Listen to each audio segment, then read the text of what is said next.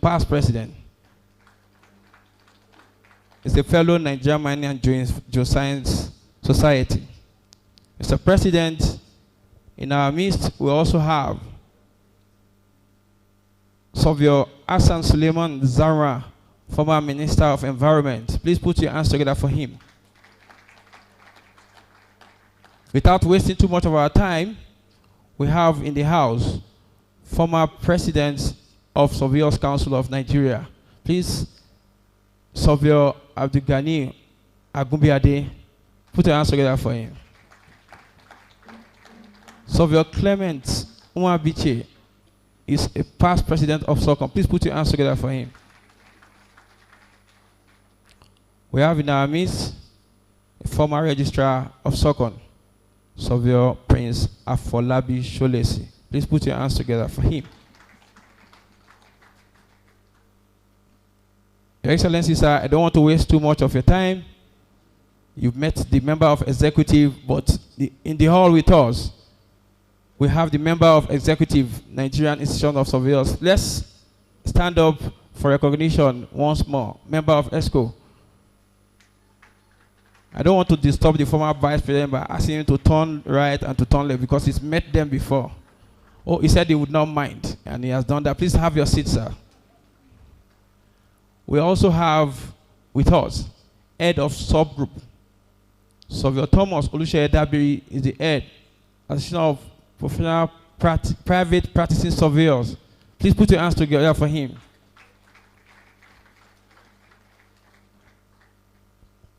Surveyor Reverend Mrs.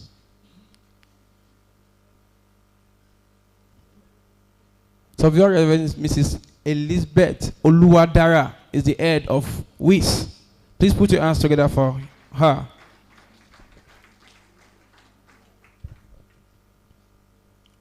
Surveyor Dr. Yusuf Opalua is the chairperson of the Nigerian Association of Surveying and Geoforensic Lecturers.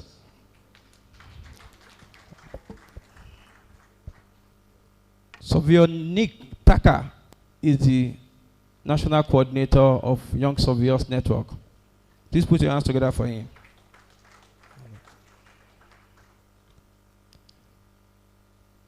Permit me to recognize everybody in the hall. If you are in this hall and you are happy that you are here with us today, please put your hands together for yourself and look at your neighbor and tell them, I am happy to be here today. I am particularly happy to be here today. There's actually a test of happiness I normally do. If you want to show your neighbor how happy you are, I don't want to talk about two banks that are having network problem. If your bank is not those bank, give your ATM card and the PIN to your neighbor to show happiness. Tell them to do whatever they want to do with it to show you are happy. Please put your hands together for yourself.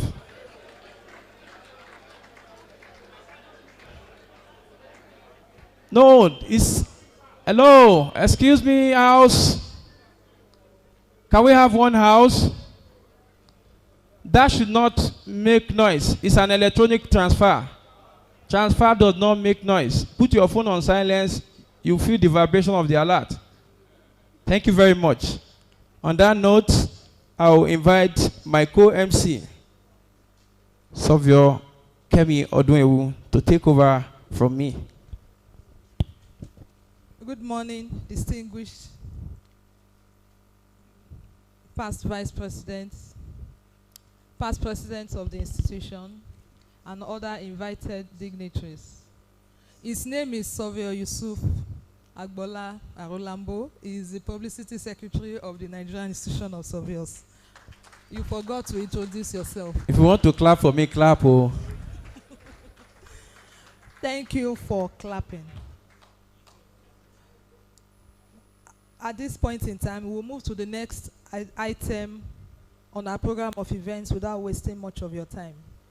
It's my pleasure this morning to welcome the President of the Nigerian Institution of Surveyors, Surveyor Dr. Matthew Olomolatan Ibitoye, FNIS, for his opening address. My President, sir.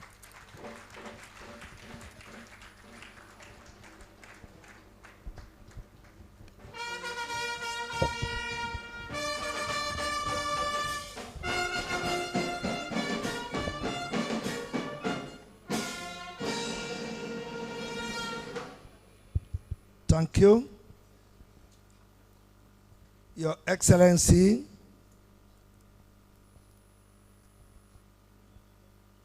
our immediate past Vice President of Nigeria, Professor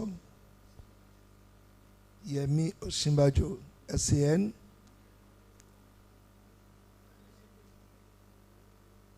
the past president of Nigerian National Surveyors, I recognize you all, and I use our Papa of 93 years old to bring greetings to you all. Also, the Surveyor General of the Federation, Surveyor Abdulgani Adebumeyi, the current registrar, Surveyor Olugbenro Olukunle, all our subgroups, all surveyors here present,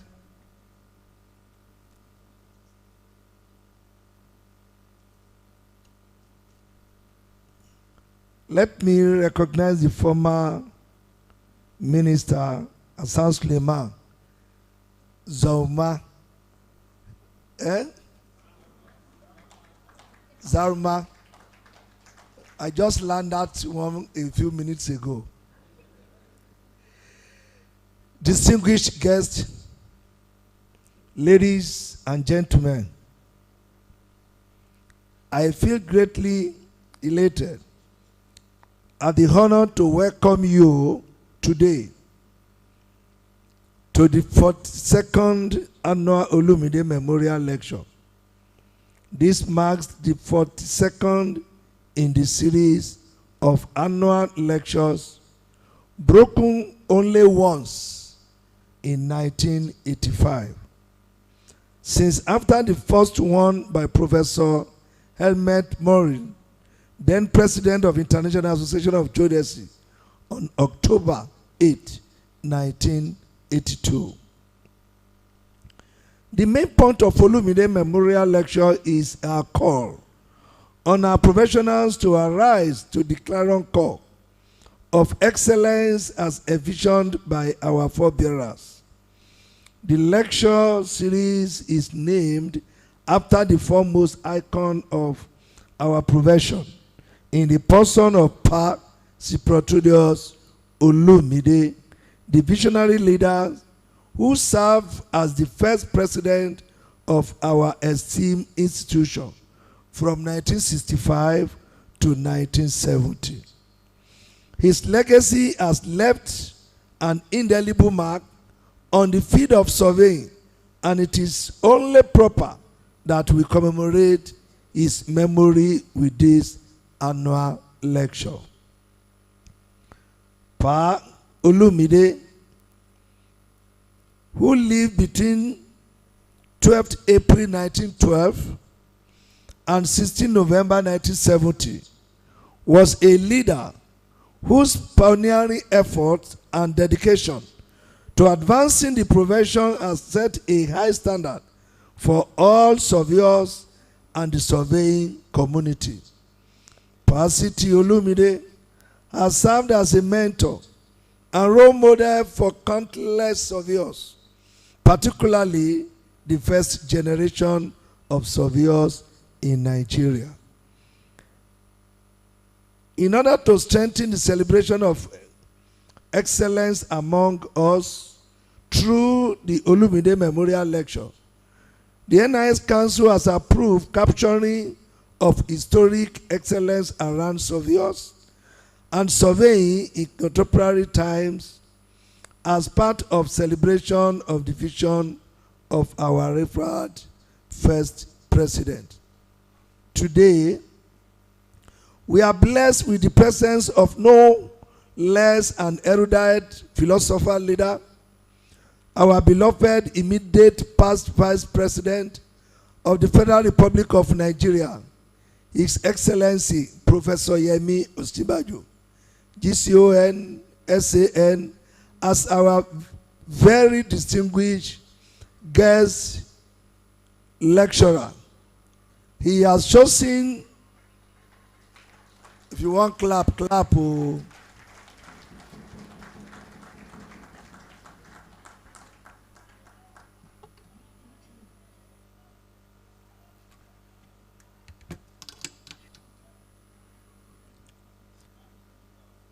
He has chosen to address us on a very hopeful and prophetic topic. A new world is here. I repeat, a new world is here. His Excellency Professor Yemi Osinbajo, GCON, SAN, is a known public speaker who touches the heart of people as he speaks to the core issues with honesty, transparency, courage, and calm.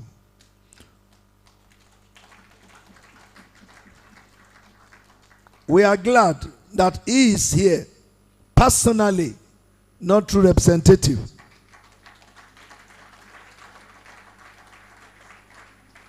To share his insight on a matter that affects not just our profession, but the entire fabric of our society. The topic, A New Dawn is Here,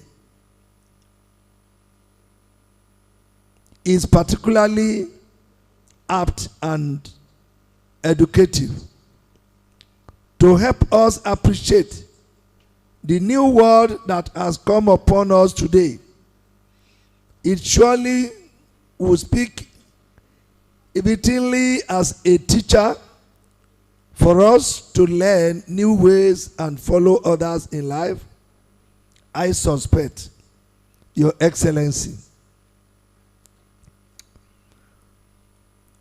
that the word also will speak prophetically to warn us of the dangers of continuing in the path that leads to failure of nationhood.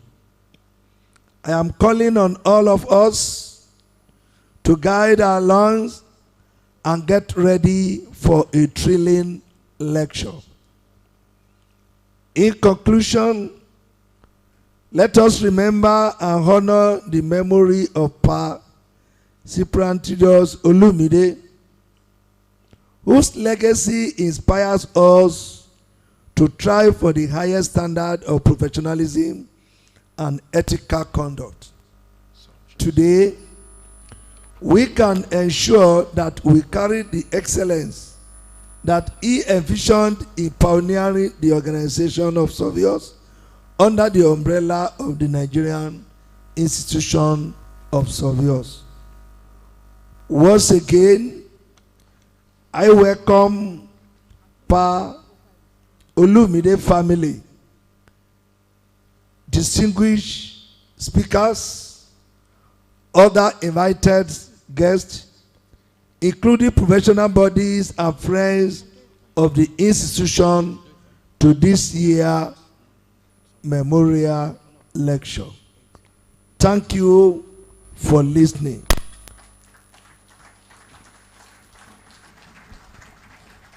Thank you, Mr. President. Please, another round of applause for the #1 surveyor in the whole of the country. Thank you, sir. Without taking your time, we will move straight to the next item on the program of events. And this morning, I would like to call on the Vice President International of the Nigerian Institution of Surveyors, Venerable Professor A.C. Chukwocha, FNIS, to recite the citation of Pa Olumide.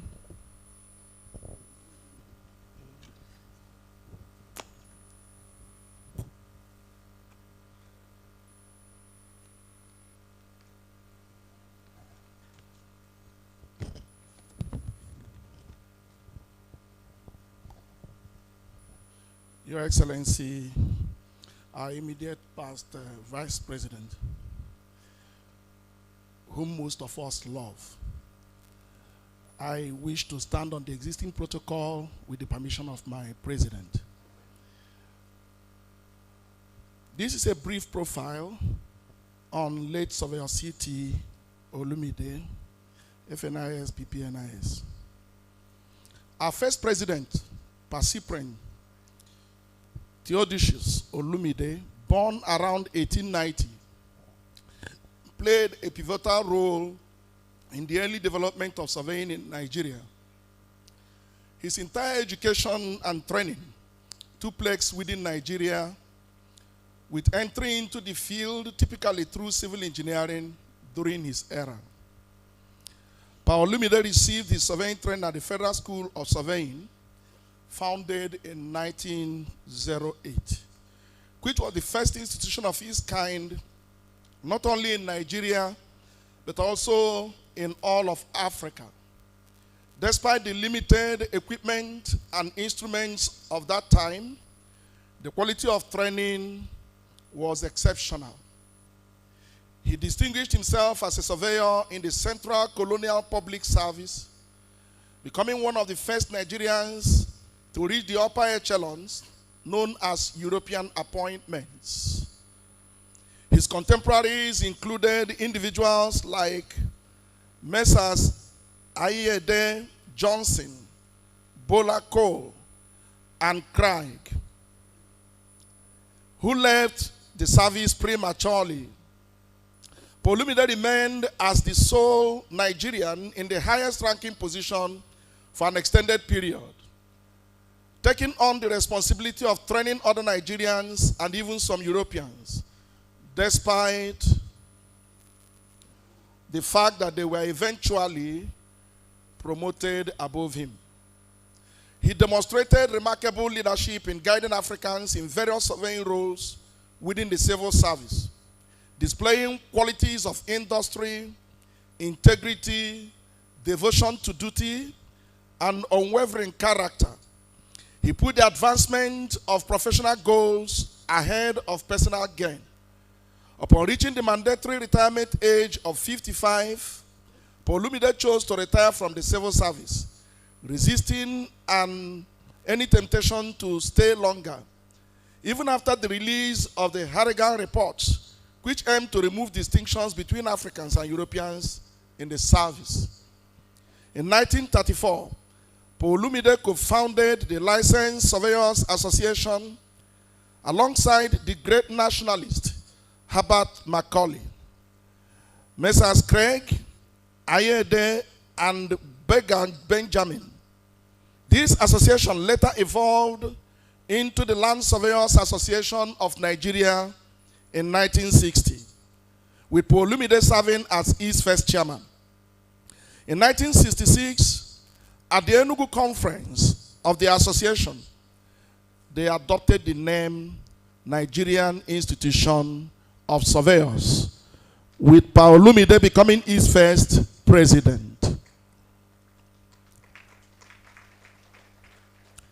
In recognition of his role and his service and the confidence in his leadership, the institution honored him as life president. That meant that for the rest of his life, nobody was elected president of NIS. Following his passing in 1970, Council decided to immortalize his memory by instituting the Olumide Memorial Lecture Series, with the inaugural lecture held in 1982. This annual event serves as a platform for professionals and the public to engage with formal presentations of ideas on subjects of professional academic, and public interest. What remains relatively unsung and underappreciated is Pa Olumide's heroic and dedicated contribution to the nationalistic struggle for independence. Thanks in large part of his efforts, the position of the Director of Federal Surveys, now renamed as the Office of the Surveyor General of the Federation, was indigenized within just 2 years of Nigeria gaining independence. Pa Olumide was a distinguished Nigerian, renowned for his foresight and accomplishments as an applied scientist. His unwavering integrity and dedication to his duties laid a solid foundation for the noble profession of surveying in Nigeria. This lecture series serves as a fitting tribute to his memory.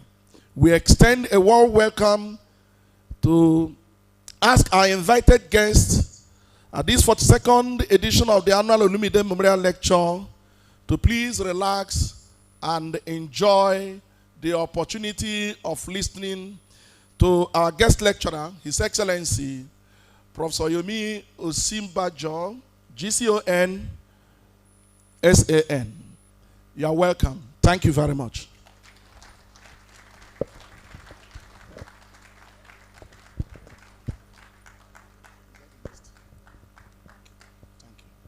Thank you very much.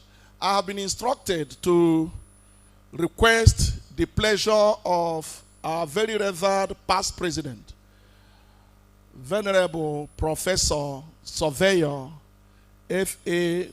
Fajimeroku, OON, FNIS, PPNIS, the one that at our 90th anniversary yesterday was described as teacher of teacher of teachers of teachers.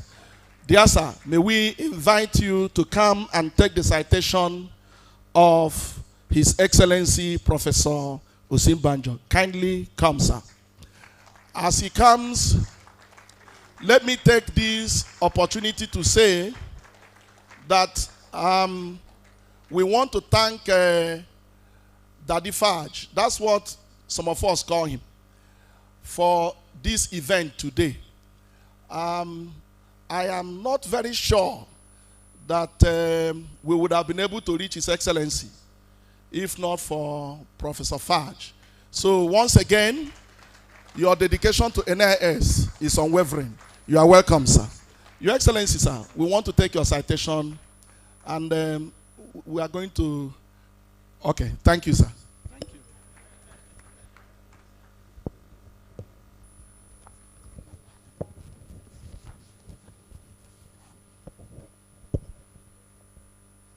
The President of the Nigerian Institution of Surveyors, who traditionally is the chairman of this occasion, Your Excellency, the immediate past Vice President of the Federal Republic of Nigeria, who is our special guest lecturer of today, Professor Yemi Osinbajo, GCON, SAN. And if you permit me, please let me stand on the existing protocol well established by the President NIS. I think the cat has been let out of the bag as to why I have been assigned this duty. It's a reward for what the Vice President International has said as to the fact that the guest lecturer and myself belong to the same constituency.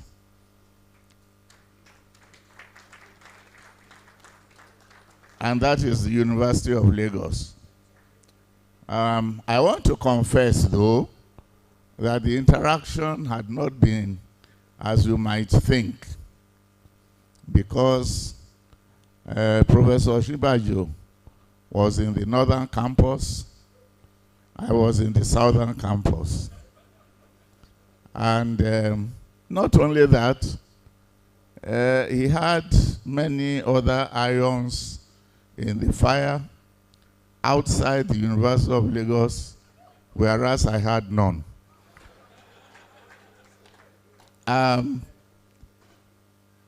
But let me also say that in line with what I preach as a minister of Christ, that if you get married, you and your wife become one. My wife and I are one. And since my wife interacted very well with the guest lecturer as his student between 1980 and 1983, I have also interacted with him since we are one. My wife and I are one. Sir, may I humbly request you, as it is customary, to be upstanding. Thank you very much.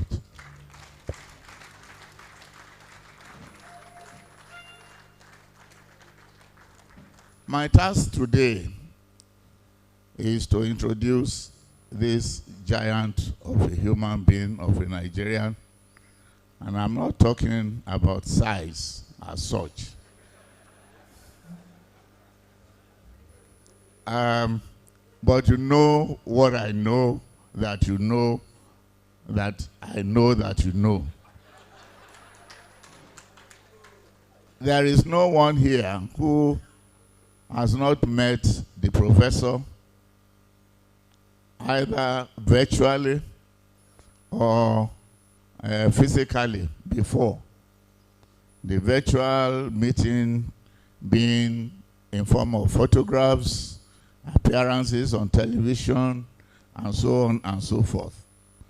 So it's a very simple thing for me to do, to say, well, here you have a very important guest lecturer who is magnanimous enough to join the very distinguished lecturers that we have had in this series, as they are enumerated in pages 14 to 16 of the program that you have in your hands. Nevertheless, there is a very brief profile of the professor that I will read. Of course, you know that if I were to really engage in introducing him with his 50-page curriculum vitae, then I will be substituting his introduction for his lecture. Because by the time I finish that, I think maybe only the two of us will be left in the hall. So may I proceed to do justice to my assignment. Professor Yemi Osinbajo, Senior Advocate of Nigeria and GCON, Grand Commander of the Order of the Niger. He is the immediate past Vice President of the Federal Republic of Nigeria.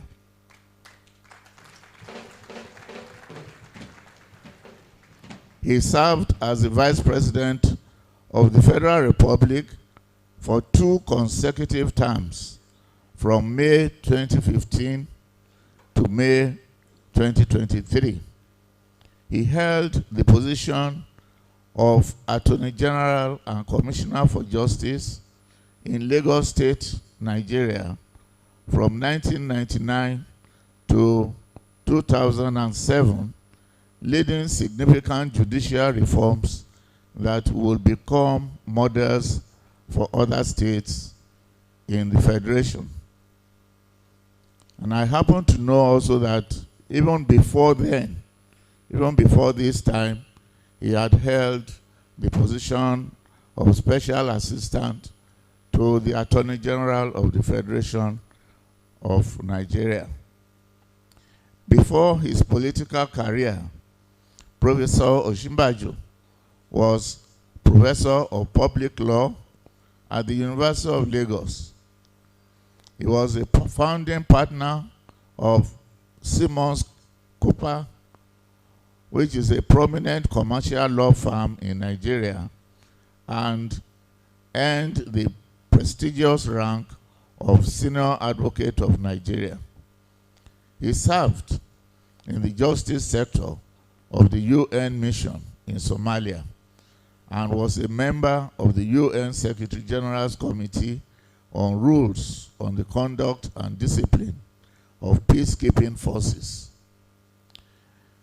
He was ethics advisor to the board of the Africa AFDP, and he served as an independent director of Citibank, Nigeria.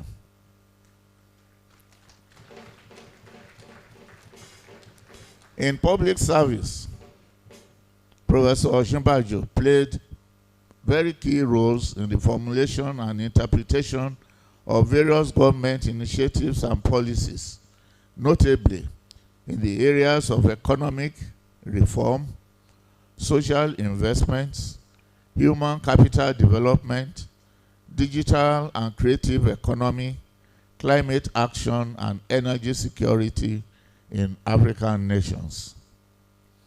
Professor Osinbajo chaired the National Economic Council, comprising governors of all states of the Federal Republic of Nigeria, the Interministerial Energy Transition Implementation Working Group, which was responsible for the development and execution of the Nigeria Energy Transition Plan in 2022. 3 national development plans were formulated and implemented under his leadership, and he led the successful implementation of Nigeria's economic sustainability plan in response to the COVID-19 pandemic.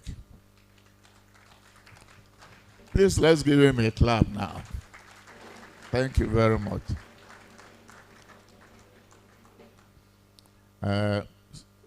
One important thing that has been left out is actually his activities in Lagos, where under his watch, he led a total review of the laws that were operating, in that state. And I recollect that he led a successful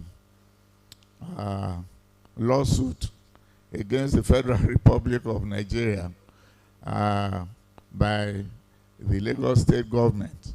And we want to congratulate him for that and ask for God's blessings for him.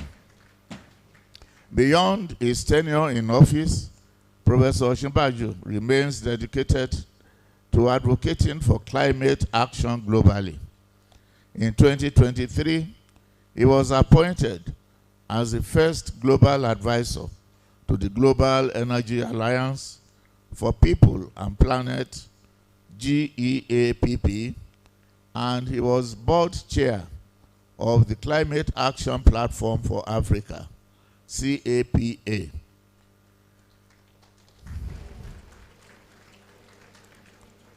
He founded the Northeast Children's Trust for the creation of sustainable learning, founded Future Perspectives, and an organization focused on innovation, founded Climate Positive, an independent climate action which is non-for-profit, and currently he serves on the board of the Mo Ibrahim Foundation. Ladies and gentlemen, it is my singular honor to present to you this giant of a Nigerian, a world-renowned legal or law professor, and a former vice president of the Federal Republic of Nigeria, to be the 42nd annual Olumide Memorial Lecturer, Professor Yemi Osinbajo.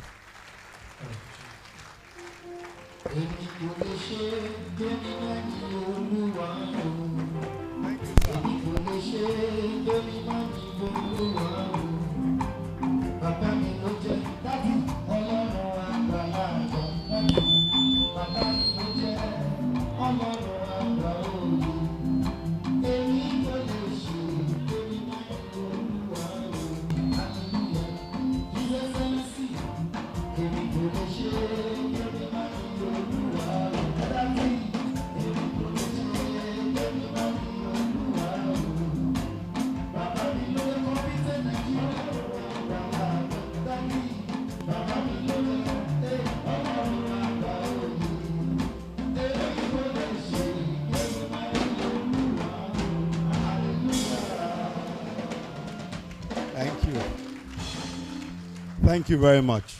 Thank you. Thank you very much. Please sit. After such an elaborate introduction by Professor Pa Olumide, I better make sure that I make sense here today. The president of the Nigeria Institution of Surveyors, Dr. Matthew Ibitoye, FNIS, and Mrs. Fumilola Ibitoye, the First Lady of the NIS. The Deputy President, Surveyor PC Eze, NIS, FNIS, sorry. The former Minister of Environment, Hassan Suleiman Zama. Past presidents, especially Surveyor Jaye Ojekere, MFR FNIS, who, as we have been told, is 93 years old. But I was also told that even yesterday, when some younger men could not walk 5 kilometers, Papa was up for it, and he walked the entire 5 kilometers. But I'm also informed that Surveyor Bosun Ayinde is 86 years old, and his wife is 84 years old. I suspect that there is some live-long formula that the NIS has, you know. Maybe, you know, this might be a fundraising activity if you advertise that you have this formula for living long. Professor Venerable Francis Fajemirokun, FNIS, my dear Egbon, who has very kindly introduced me. The Surveyor General of the Federation, Surveyor Abdul Ganiu Adebomeyin. The representative of the Olumide family, Mr. Bukola Olumide. All of the past presidents present, members of the executive of the Nigeria Institution of Surveyors, distinguished surveyors, ladies and gentlemen. I must thank again the president of the Nigerian Institution of Surveyors, Surveyor Dr. Ibitoye, for the very kind invitation to be here today to speak at this year's Olumide Memorial Lecture. And I must say that it's as much a privilege to honor the first president of the NIS and one of the pioneers of modern surveying in Nigeria, the visionary Cyprian T. Olumide, as it is to speak to such a distinguished audience of surveyors today here. The surveying profession is a great and useful profession.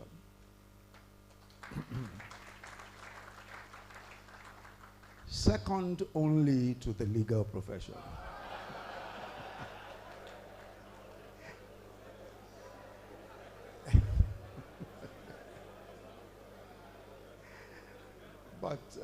But I must confess that my modest successes as a litigation lawyer were greatly helped by a very distinguished surveyor, the late surveyor Adekunle Kukoyi of blessed memory. Of course, a one-time president of the NIS. The Kukoyis and my parents were family friends. I and my siblings and their children were childhood friends. Surveyor Kukoyi was like a father to me, and he greatly helped me in understanding land surveying for land litigation purposes. And he actually took me in classes in his office to understand it, because he was very frequently a witness in several land cases. His son, Dotun, and Dotun's wife, Floretta, and I later became law partners. Before Surveyor Kukoyi died, he gave us the use of a large penthouse apartment for our law firm in a high-rise building which the consummate surveyor named the Theodolite House. Of course, we all know that theodolite is a geodetic surveying instrument.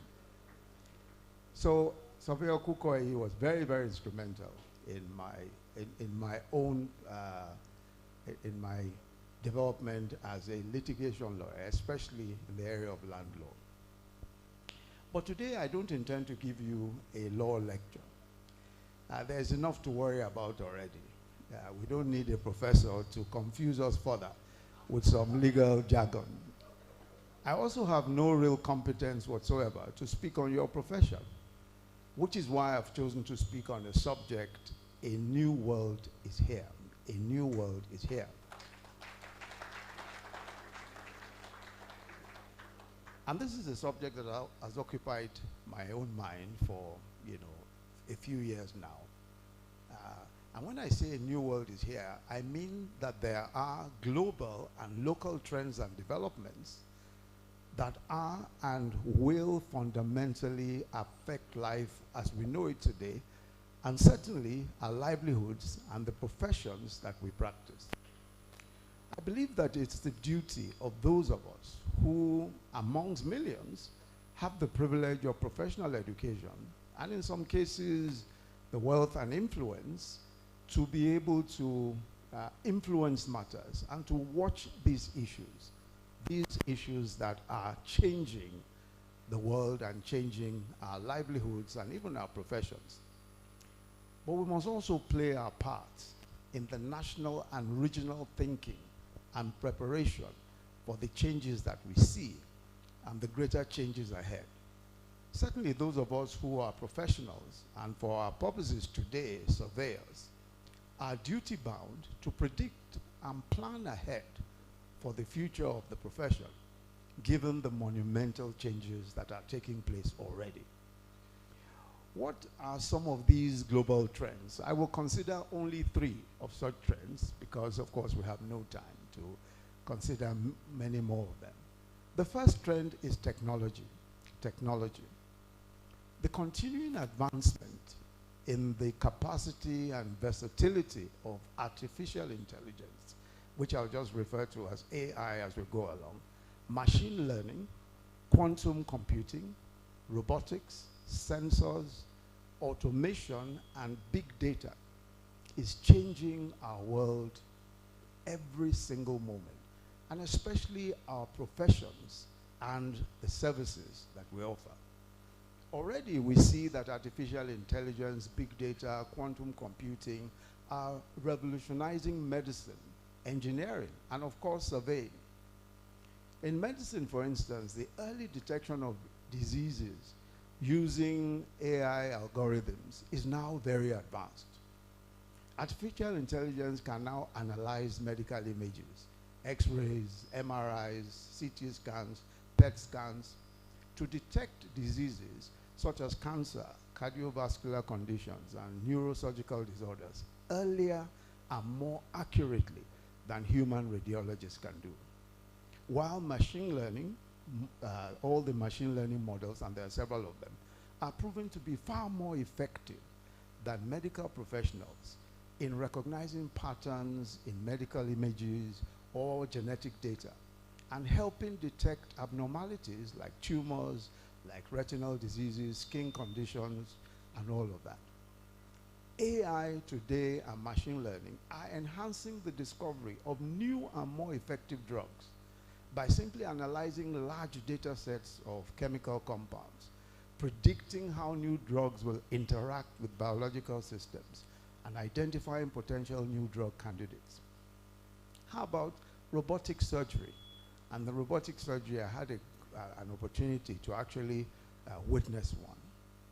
You know, robotic surgery is a wonder, especially for the precision and minimally invasive procedures.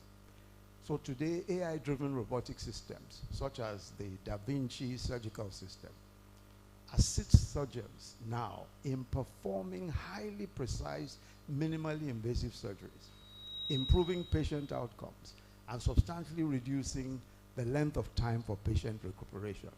In fact, in the Da Vinci surgeries, it's incredible how, you know, instruments are placed in the hands of robots. Of course, there's a surgeon who is at the console, but decision-making, deciding where to go and how to go, is almost done entirely by a robot. We now have AI-enabled automated surgical systems also that can perform routine tasks with operations with extreme precision, reducing human error. I'm sure that all of us sitting in this room realize that AI, machine learning, and quantum computing is also affecting the practice of surveying. And the practice of surveying is changing so rapidly that in a few short years, we may not recognize the practice as we know it today. Surveying is particularly amenable to artificial intelligence and machine learning and big data because at its core is the gathering and interpretation of data. And these are the very things that these technologies have now taken to unbelievable levels of efficiency. So the use of manual methods, mechanical tools, and mathematical calculations, and large teams of surveyors, depending on the size of the terrain, is very quickly disappearing. The era of triangulation, chain and tape measurements, theodolites, and total stations, plane table surveying, the use of leveling instruments is disappearing. Is disappearing and disappearing very quickly. Now AI-powered drones and robots equipped with cameras and LIDAR sensors, these are light detection and ranging sensors, can on their own now collect data over large areas. They can more accurately analyze terrains, and they can show anomalies in landscapes. These drones can then produce high-resolution maps and 3D models, reducing the time and manpower that is required for traditional surveying methods. AI algorithms can also process the huge amounts of data that is collected by drones and robots quicker and more accurately than human beings. AI models, of course, as you know, use machine learning to analyze geospatial data, improving the accuracy of measurements such as elevation, distances, and boundaries. AI again enhances geographical information systems, the GIS, by automating map updates and providing predictive analytics. For instance, AI can predict changes in land use patterns or assess risks such as landslides or flooding based on terrain data. AI systems can now autonomously, by themselves, generate site plans and other outputs by simply processing data without any human intervention. All of these speed up the land surveying process and minimizes manual labor. The impact is simply phenomenal. Artificial intelligence is accelerating the land surveying process, minimizing manual labor and maximizing efficiency. This means faster project outlines. It means reduced costs and enhanced decision making. But it also may mean loss of jobs, especially for fresh surveyors and even older surveyors who are unable to adapt quickly and effectively to the fundamental changes that are and will take place. So what can be done? First, we must start thinking and developing land surveying teaching curricula that would ensure proficiency in working in an AI-driven environment. Such new curricula would include AI, data science, and machine learning. And I think for already qualified and practicing surveyors, training in new skills is required, especially in using AI, in using machine learning, drones, and GIS technologies. But there will be new opportunities, and I think this is important to emphasize. And jobs will also emerge, especially in the management and interpretation of AI-generated data. And with relevant training and upskilling, project management and consulting opportunities will also invariably open up, especially where they are able to supervise AI-driven projects, advise on best practices, or ensure compliance with regulations. There will also be opportunities for surveyors in fields where human judgment, especially around ethical and professional and regulatory knowledge, is important, and also where interpersonal skills may be important, such as legal boundary disputes and environmental assessments. But I think the NIS must be proactive in defining what this new world should look like from a curriculum, from a policy and practice perspective, and begin to engage government and legislators and other relevant agencies in this respect. The second trend that I'll speak briefly about is climate change and its effect on what we'll be seeing in the coming years. It's now clear that climate change will probably be the defining challenge of this century due to its far-reaching impact on ecosystems, on economies, on societies, and even human health. And Africa is at the center of its most profound implications. First, Africa is warming faster than any other continent, while being the least emitters of the dangerous greenhouse gases.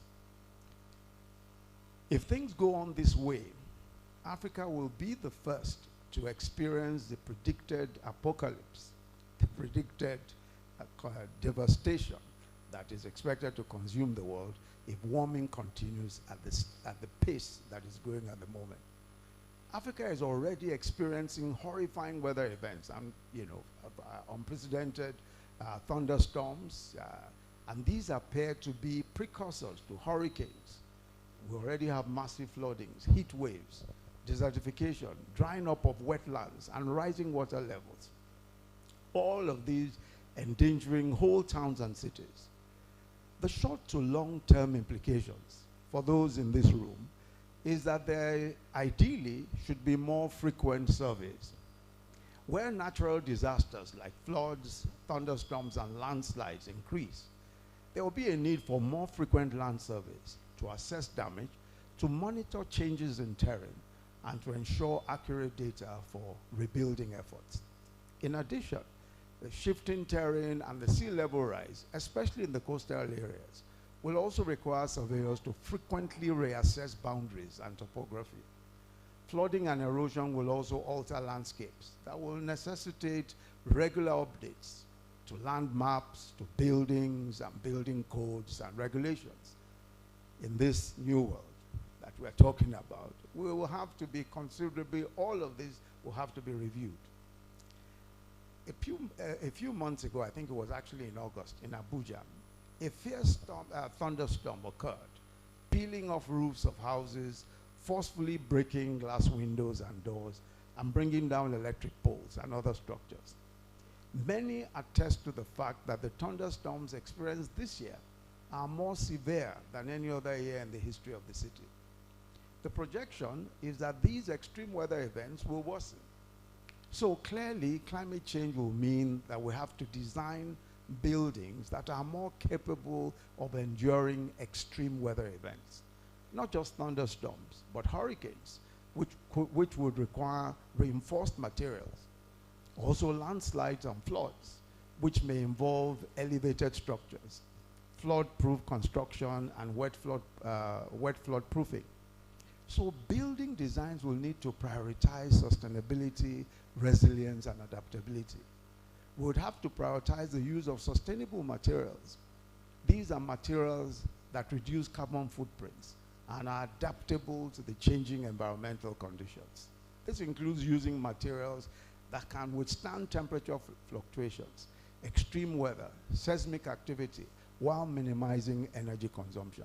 And you know, of course, that here in Abuja, for those of us who live here, seismic activity has increased. We hear of tremors, you know, here and there now, here in Abuja.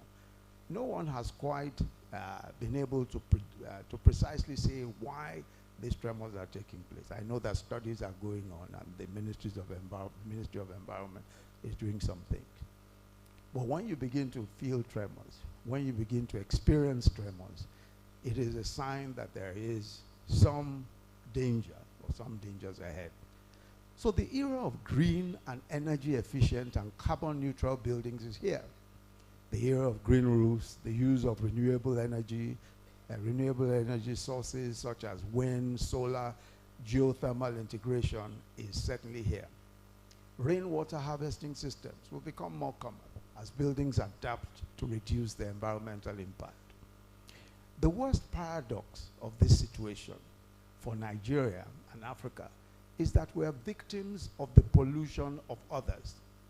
It is not our own pollution that is causing climate change. The pollution of the global north, the wealthier countries of the world. So for us, climate change is not the only existential problem that we have. Aside from climate change, the other problem we have is energy poverty and poverty in general. Over 600 million Africans have no access to electricity. 150 million others have unreliable access. But what is more, the use of firewood and coal make our countries the worst hit by deaths from pollution, from cooking.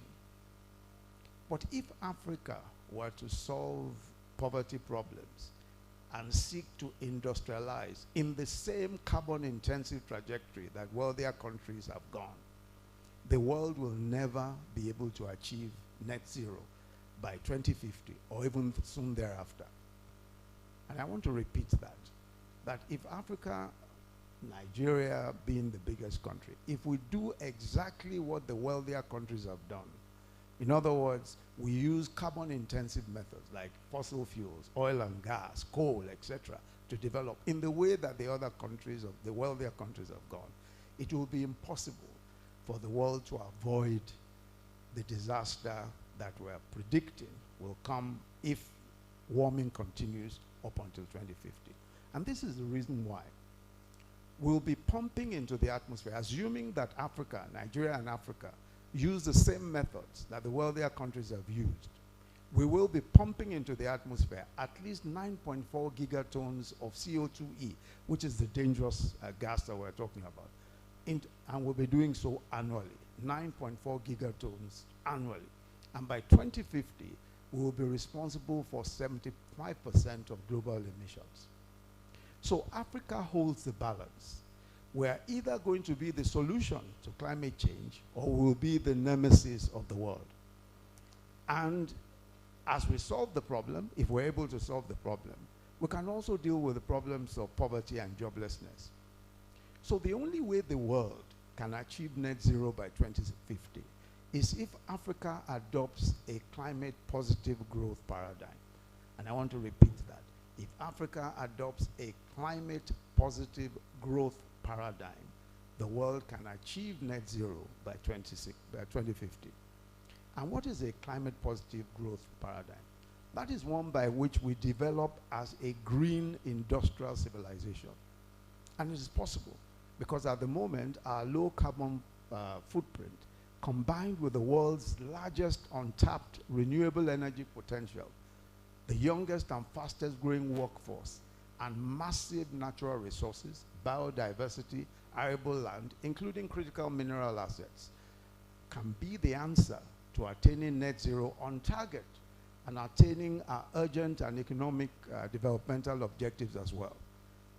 A green industrial economy is the pathway for creating the number of jobs that will be required to fill in the issue of population growth that we're experiencing. I'm sure that we're all familiar with the fact that Nigeria alone is growing at 6 million people every year. 6 million people a year. That is the size of Liberia every single year. At the same time, our low industrial base will be an advantage. It will enable us to develop greenfield clean energy manufacturing, saving us the cost of abandoned legacy carbon-intensive manufacturing projects.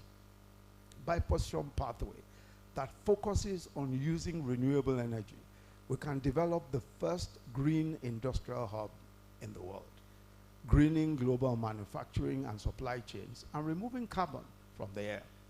We can achieve economic growth without growing emissions or even keeping emissions constant, but actively addressing the reduction of emissions and the concentration of greenhouse gases in the atmosphere. This is the concept of climate positive growth. But what does it really mean in practical terms? I'll just give a few examples. For example, if Africa processed the bauxite that it mines, and we have 25% of global bauxite production, if we process our bauxite to aluminum using renewable energy before exporting it, we would save 335 million tons of CO2e per year. That is 1% of global emissions. We'll create hundreds of thousands of jobs and create annually about 37 billion of additional revenue. In fact, by aggressively deploying our renewable energy resources, Africa can provide energy for all Africans, 600 million, who, of course, as you know, do not have access to energy, and 150 million who have unreliable access. At 30% lower cost, and with over 90% lower emissions per kilowatt hour compared to the current stated policies. Africa's renewable energy, and when I say Africa, of course, you know that Nigeria is the biggest component of this, is not only abundant, but it also has very low seasonality or intermittency, which is very important in the quality of renewable energy, which makes it possible to reliably provide renewable base load to power continuous industrial production. Strikingly, the lowest cost for setting up solar, wind, and battery energy storage systems to get reliable base load for industry is twice as expensive in Germany as it is in Nigeria. Solar PVs in Nigeria and in Kenya vastly outperform Europe's industry center and even Europe's the best PV spots that they have. Our own outperforms several times. The same battery-supported PV system in Nigeria will enable a base load that is 8 times as large as Germany. And all of these are the major advantages that we have if we pursue the line of climate positive growth. But then, of course, there are several issues, questions around investments, how these investments will come, how markets will be open to us, and all of that. And these are the kinds of negotiations that must take place between us and the global north, between the Western countries. Because as I said, if we are going to save the world must recognize that we're going to save it, and the world must invest in Africa. Because if they don't invest in Africa, there's a major, major chance that the catastrophe that we've been talking about will actually occur. And I think that the world is paying attention. Let's look at another and the last game changer in our world, especially in Africa and of course Nigeria. It is the Africa Continental Free Trade Area Agreement. The Africa Continental Free Trade Area Agreement is an initiative, as you know, of the Africa Union. And it has the objective of creating a single African market for goods and services. The agreement came into effect in January of 2021, and it is the largest free trade area by number of participating countries in the world. As of today, 54 of the 55 African countries have signed, and the total population of our free trade area is 1.3 billion people, and a combined GDP of 3.4 trillion US dollars. The African Free Trade Area is supported by Afro-Exim's Pan-African Payment and Settlement Systems and something called MAMSA. PAPS is the system which allows real-time settlement of intra-African trade and payments in African currencies across the continent. And I just want to explain that very quickly. What it means, of course, is that using this system that Afro-Exim has now launched, the settlement and payment system, we can now trade in local currencies, and that is within African countries, and we now have a clearing system, a settlement system using local currencies. So we don't have to necessarily trade in dollars or yen. Intra-African trade using PAPS can now be using our local currencies, which obviously will make life much easier and will expand our markets much faster. Of course, PAPS is very recent, but it is catching on very quickly. Along with it is also MANSA. This is Africa's digital due diligence repository. It's a single source containing information that is required to perform customer due diligence and know your customer checks on African companies, professional bodies, professional firms, including financial institutions, corporates, small and medium enterprises. And this is also very important. So today, again, Afro-Exim Bank has launched what is called MANSA. This is a digital due diligence repository which allows potential investors or anyone who wants to do business with our professionals, with our local companies, to go up to this depository, which is online, and is an online portal, and be able to find out who and what the company is about, who are the owners, what their financials look like, and all sorts of other information. And then, of course, know your customer type information. And this is so for professionals as well. So law firms, surveying companies and firms can also do the same.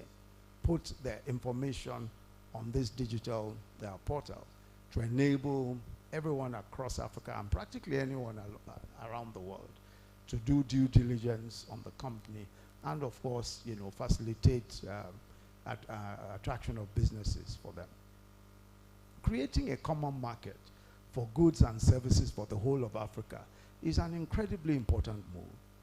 Most regions of the world already understand this strategy of leveraging scale and numbers to become more effective in global supply chains and to negotiate from a position of collective strength, which is why you have the EU, the common markets, you have the Asian common market, and there are several. Even in Southern Africa, SADC, there are several different common markets that are being established or have been established already, because there is strength in being able to come together to form one big, strong market. A position of collective strength is one thing that Africa needs, and it is to engage the world with one voice.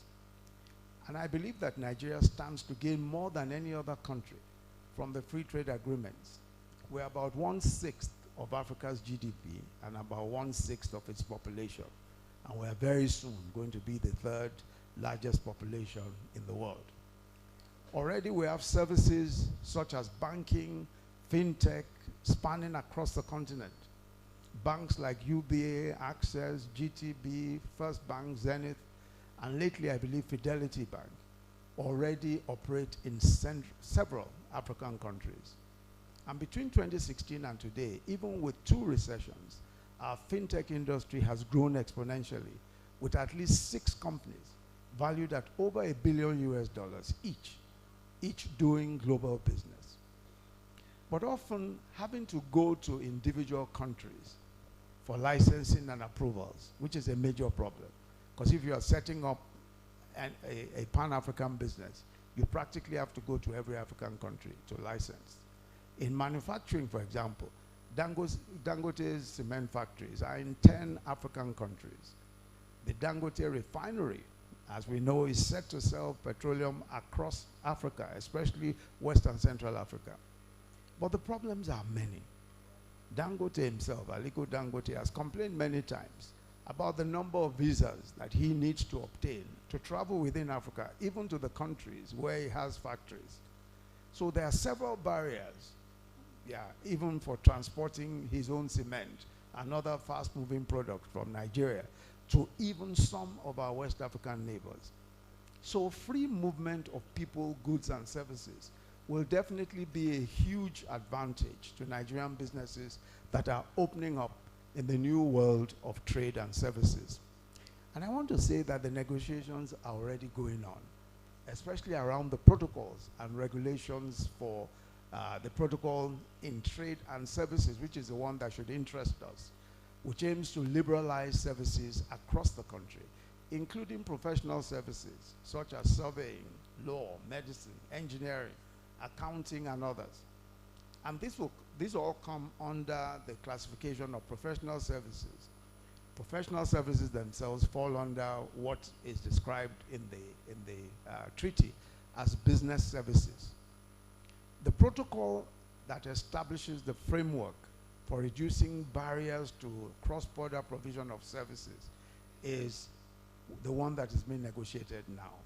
And that would broadly include the free movement of professionals.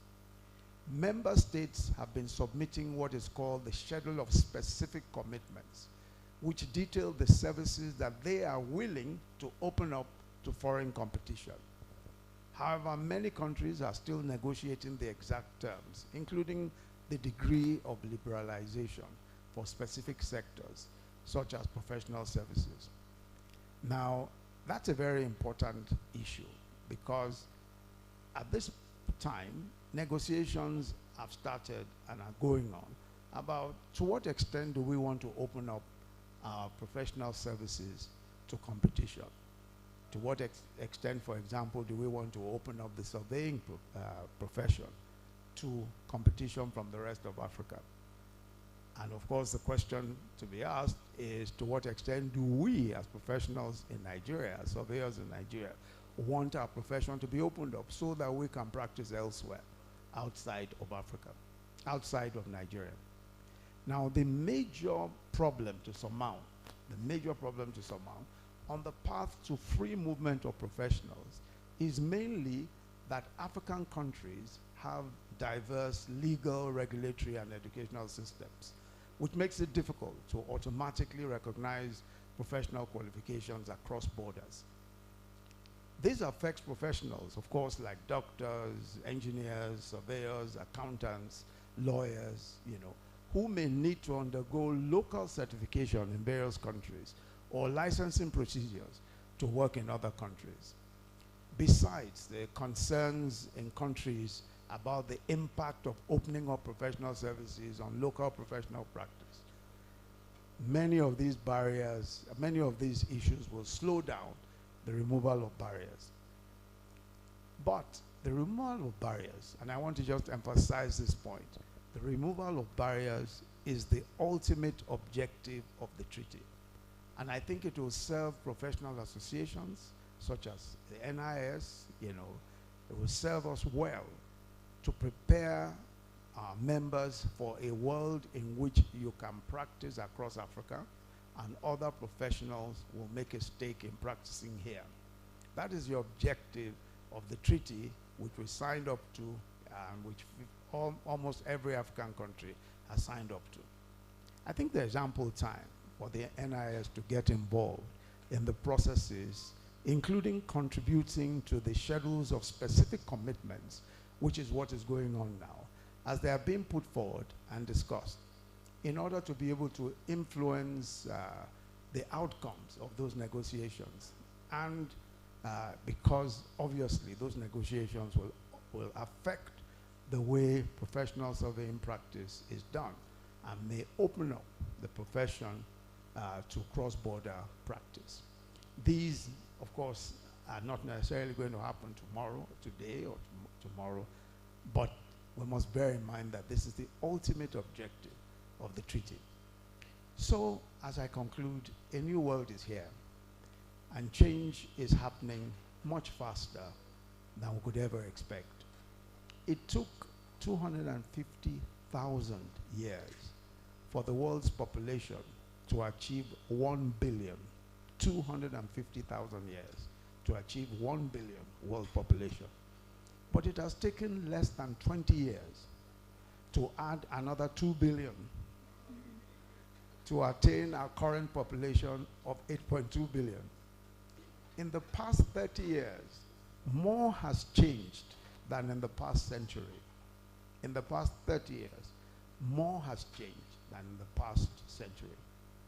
And more will change in the past, and more will change much faster than in the past 2 centuries.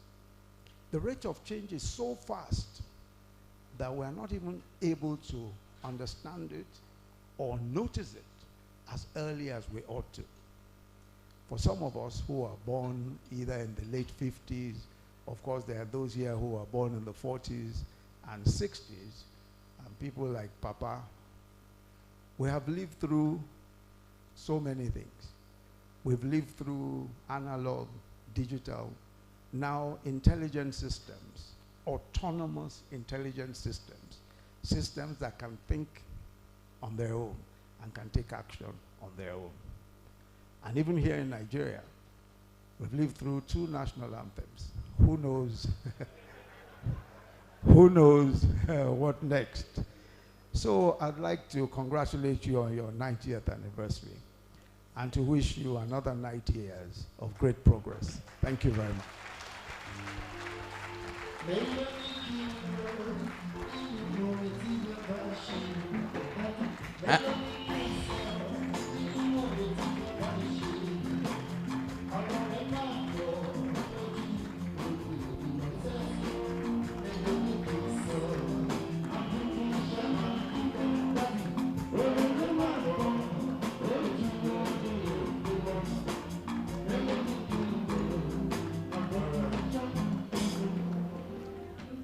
Wow, that was powerful. Let's put our hands together one more time.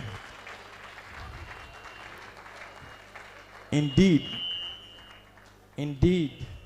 we've heard from a learned professor. Please, let's put our hands together again.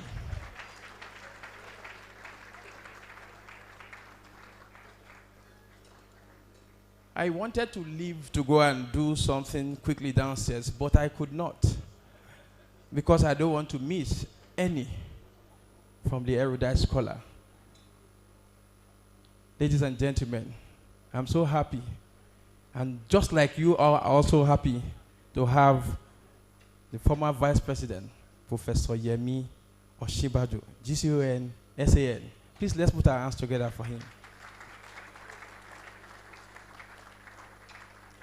A new world is here indeed. The professor identified issues of the past, he related with the present, and he profiles empirical solution as we face the future that has already caught up with us.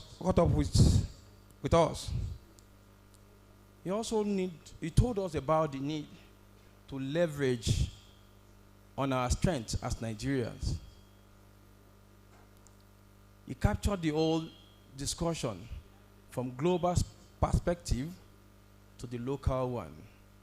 And I am taking home, and I know NIS is taking home that issue that is surrounding the schedule of specific commitments. The one that has to do with the free movement of professionals. It's not going to be trade alone that will be moving. Professionals should be able to move across boundaries. Beyond where you are sitting, your comfort zone, Africa is indeed moving to the extent where professionals will be able to move from one country to the other. Please, let's put our hands together for the erudite scholar.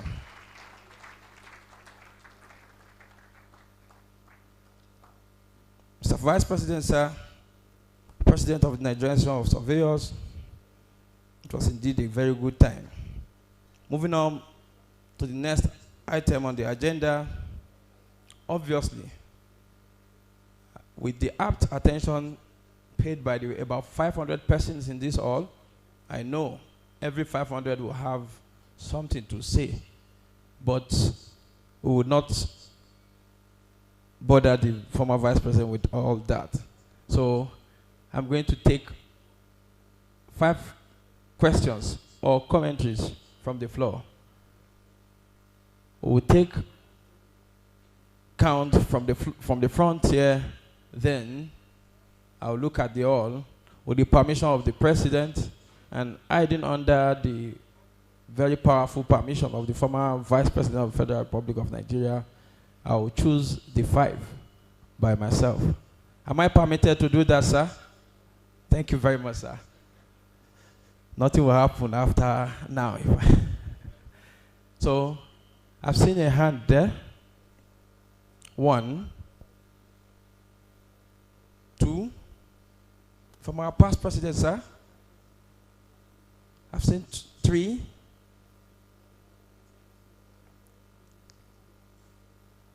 4.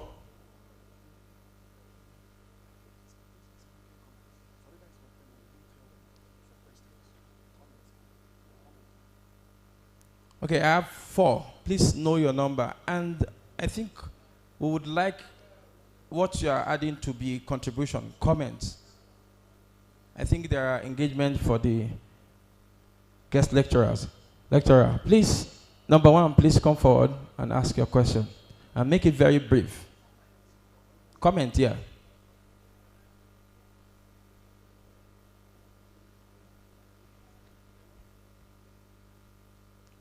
Or somebody should pass the mic to him, please.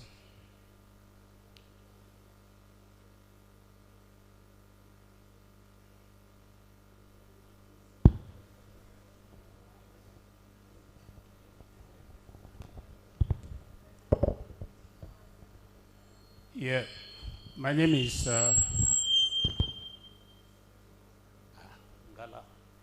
my name is Frebi Shiba Kene, FNIS.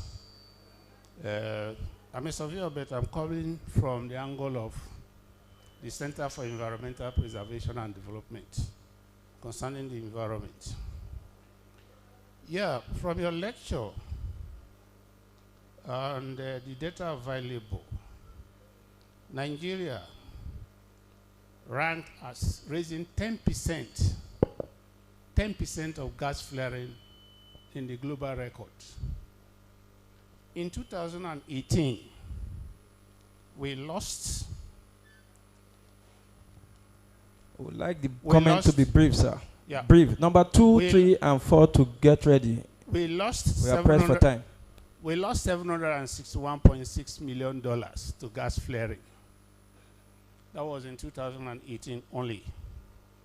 And we flared 7.4 billion cubic feet of gas in 2018.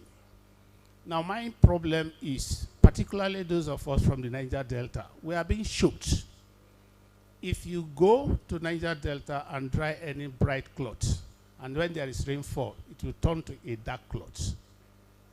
Now, as a former vice president of this country, and with all the experience sharing the Economic Council and others, particularly those of us who have been experiencing a lot of strange diseases as a result of gas flaring. Okay, noted. As a result of gas flaring, people are dying. People are dying. Though they said no question, but what can we do? Because from 1966 to today, we've been proposing to stop gas flaring in this country, and we have not stopped it today. What is the problem? How can we improve on it? Thank you. So the surveyor is saying that we should do our best to stop gas flaring. Please, next person, make your comment very quickly. Who is the next person? Second person. Oh, okay. Okay, sir. Okay. Number 2, 3, and 4, please stay there. Please come together so we can round up the question session. I'm Surveyor Sia Nwabichie. The commentary session, please. Yeah, I like to commend the lecturer. I don't know whether most of you noticed that he was talking with no paper. And it was like anybody who is not in this hall will feel that he is reading from a text. So, Professor, I'd like to commend you. I am aware that when you were the Attorney General, like the person who introduced you said, you made seminal contributions to jurisprudence in this country. I'm quite sure that those of us who are surveyors are aware of what you did in Foreshore, Osborne Foreshore, the issue of land, a lot of other cases you won in court. But coming to climate change, sir, it is my belief that Nigeria is not doing enough. Up to today, we don't have the green wall that is supposed to have been funded almost every year. And I want to believe, and I want to be corrected, that the banditry, the herdsmen clashes we're having is climate related, in the sense that the areas that are open to grazing is reducing, and there is a movement towards areas where they are. I have been asked not to say too much, sir. Once again, I want to say that you deserve to be a professor because you're a professor. Thank you very much. That's the next one. The next person. Yes. Thank you, Dr. Olumide Olufemi, FNIS. My comment is short. With the way our esteemed Vice President was talking, I began to look at how Africans could fit into a joint or single system like that, when even Nigeria, we are not able to bring ourselves to order in many areas of life. I only pray that such system will be able to work for us, or else the new world will leave us behind. With the way African nations of Francophone the way they are working with the Anglophones and the English-speaking ones, we are not that united. I'm not going to ask that how are we going to do it, but I just know that if this new world comes and we are not ready for it, it may have to leave us behind. Thank you very much, our esteemed Vice President, sir. Thank you very much. The next person. Is that the last? 1 minute, sir. Thank you very much, the former Vice President. We are really dazed with your lecture this morning. My comment will be on the issue of curriculum. We really appreciate the fact that you draw our attention to the current trend in technology that has greatly changed the direction of training and the need for us to look into curriculum development. We all know that we need to improve our curriculum, but sometimes the challenges we face in the academic, which I'm very, very sure you are not string to this because you are a professor, is the fact that policies sometimes are developed thinking that it is meant to improve our system, but sometimes you find some somersault that will take us back to years back. A typical example is a recent CC Mass curriculum that came from the NUC, which 70% of it was developed, and that 70% took us into decades back. Most of our programs in the universities have moved far ahead of what NUCC handed to us to implement as CC Mass, and giving us 30% opportunity to upgrade that. By the time we develop the upgrade, considering the current technology in area of artificial intelligence and what you call it, cloud computing, as you just highlighted in your speech, we found that there are no space for us. So this has been a problem, and that has remained a challenge between the academia and the NUC till tomorrow. On the issue of free movement of professionals across African continent, it's also a very interesting aspect that we look forward to see when it will materialize. But one thing I want to bring out is that for us as surveyors, I think we have already a model that we could look into. This model can be taken from what operates within our colonial system. Our colonial masters, as they operate in the UK, we have the Royal Institute of Chartered Surveyors that registered or that licensed chartered surveyors across continents. We can copy that model and implement within Africa and have a caveat of what we want, how we want to operate, and internalize it so we can operate across border. That is an idea. Thank you very much. Thank you very much. Let's put our hands together for him.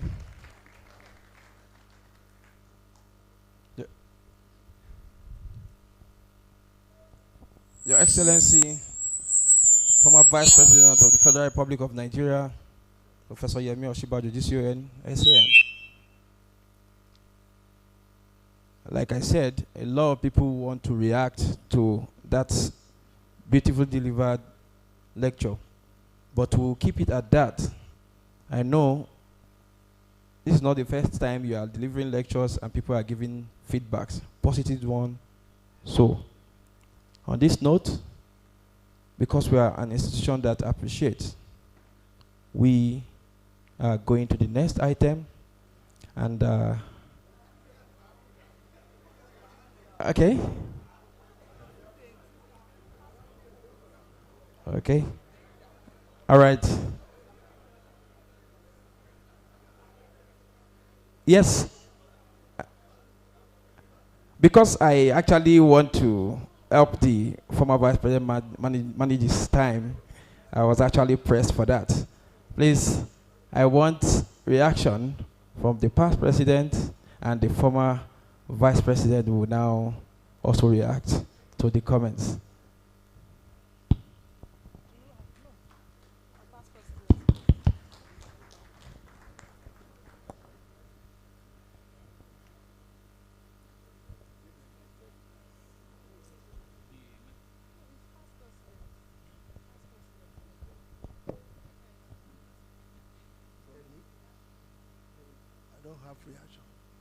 Your Excellency, please. No reaction for now. Your Excellency, please just give us your idea about what my members have just put either as a reaction or questions. Thank you, Your Excellency.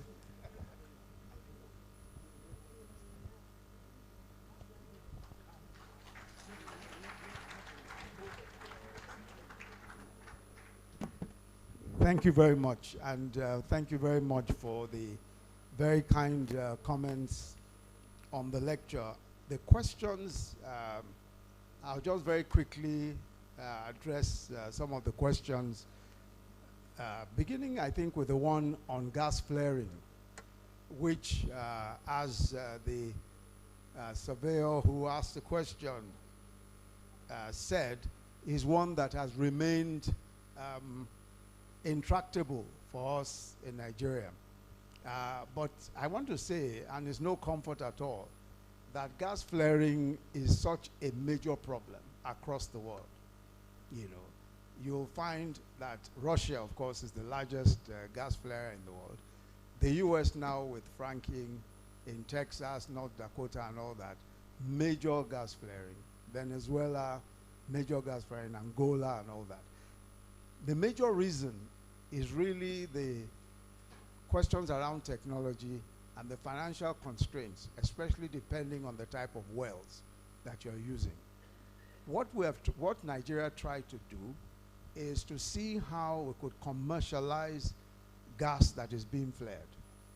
So there was a bid that's been put out. I don't know how far it has gone now, around those who want to collect gas that is being flared. And a lot of these are small wells, all scattered across where the IOCs had their initial big wells. I know that quite a few small oil companies and small oil services companies have taken up the bid. So the idea will be that they will take up particular wells, collect the gas, and sell as a commercial, in commercial quantities and all that. I think that that's one way of solving the problem. I don't know, as I said, I don't know how far that project has gone now, but I know that it's a project that was started to enable commercialization of gas flaring. If there is a commercial benefit to it, obviously it will make it easier. But it's a very major problem all over the world, even in the developed world. Canada, the province of Alberta, severe gas flaring. Venezuela, Argentina, severe gas flaring. So whatever the solution is, and unfortunately, as the questioner rightly pointed out, it's a major problem in the Niger Delta in particular. The pollution there obviously is a major problem. So I hope, and I think that this idea of commercialization will be a possible solution, even if it does not solve it, to reduce it. It's also true that a lot of the farmer herder crisis is on account of the of climate change and desertification and all that, and drying up of wetlands. If you look, for instance, at the Lake Chad region, the Lake Chad itself, at some point covered 35,000 square kilometers. The Lake Chad, the river, the lake itself, rather, now is reduced to somewhere around 2,000 square kilometers from 35,000. Now, those who used to enjoy that ecosystem, who farmed in that ecosystem, who fished in that ecosystem, obviously are looking for alternatives everywhere.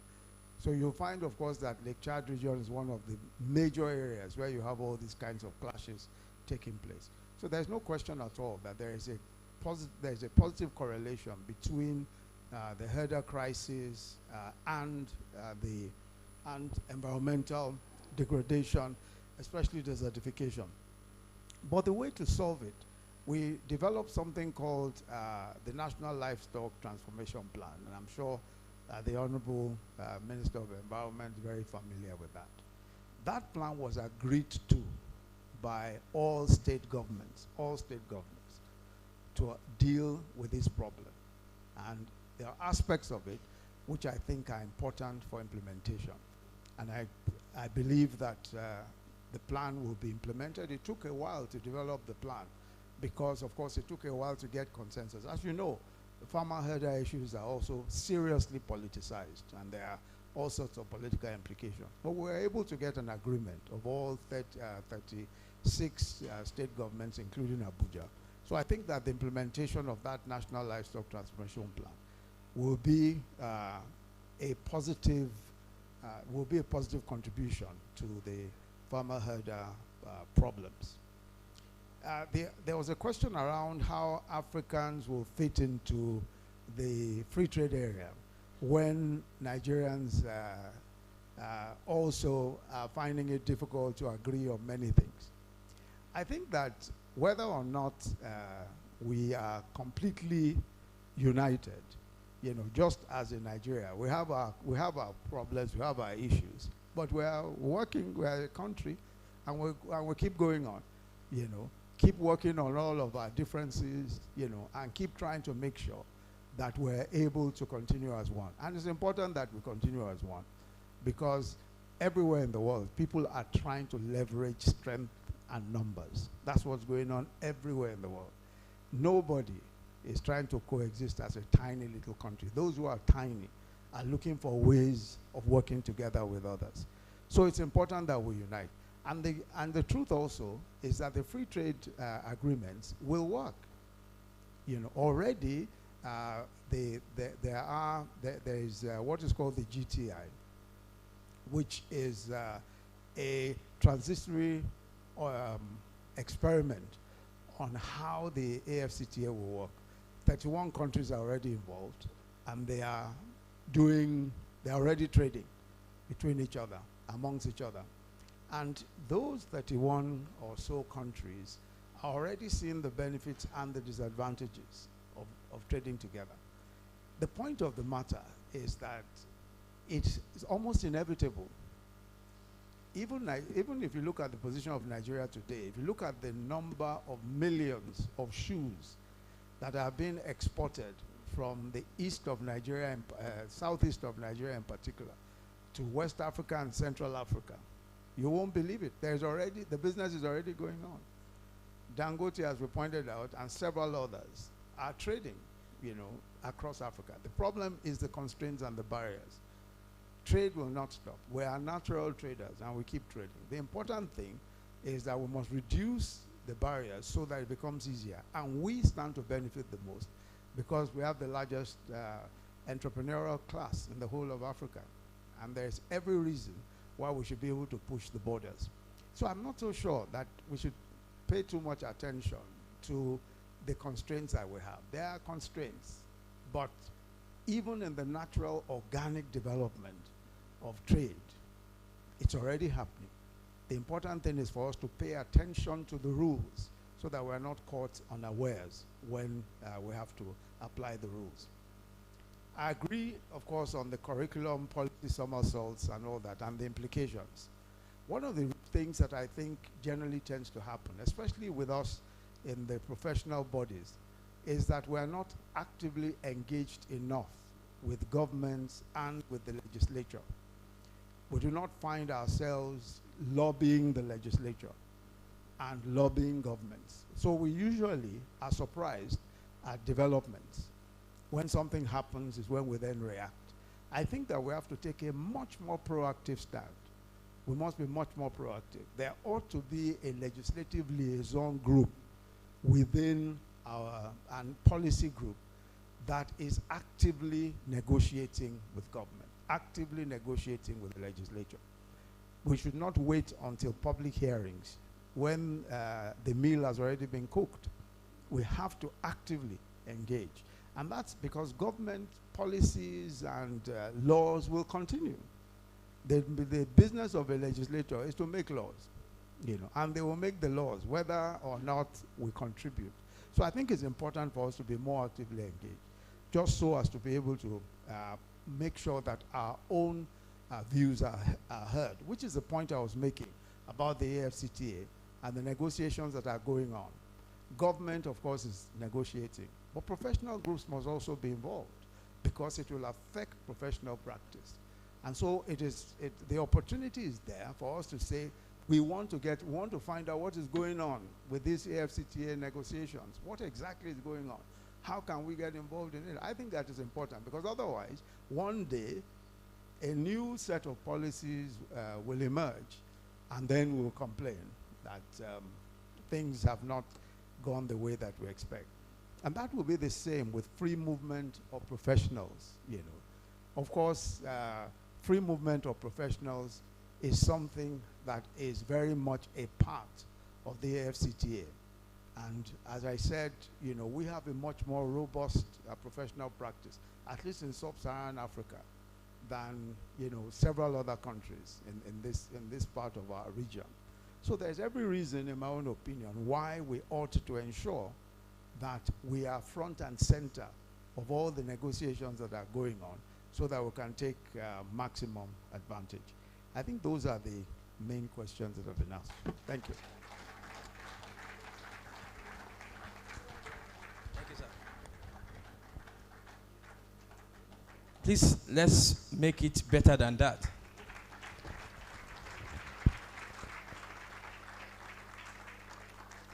The reaction of His Excellencies to the contribution is almost like another lecture. And we were about to get in it. But please put your hands together for him one more time. The next item on the agenda is for us to show our token of appreciation to the former Vice President of the Federal Republic of Nigeria. And to do that, permit me to invite the President, Surveyor Dr. Matthew Olomola Ibitoye. He will be joined by Surveyor Pa S.J. Ojekere and Surveyor Venerable Professor Fajemi Roku. I would have loved to call all past presidents to join him because they are presenting to a heavyweight, but I know that they are happy that these two are representing them to do that justice. Please put your hands together as the president does that honor.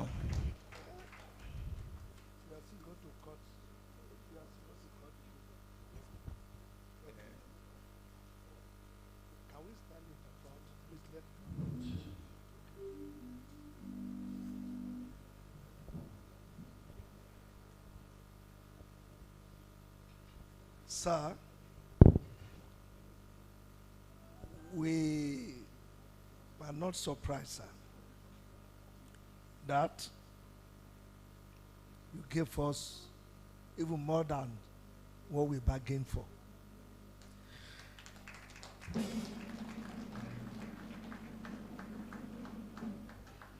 No one can doctor your speech, because I'm sure the thing just come from the fountain where the knowledge is only kept. And today you have demonstrated this also. And this opportunity for me to closely, most of the time I watch it on television while talking, but I saw it live this morning. Sir, it is our great prayer, sir, that yesterday we marked 98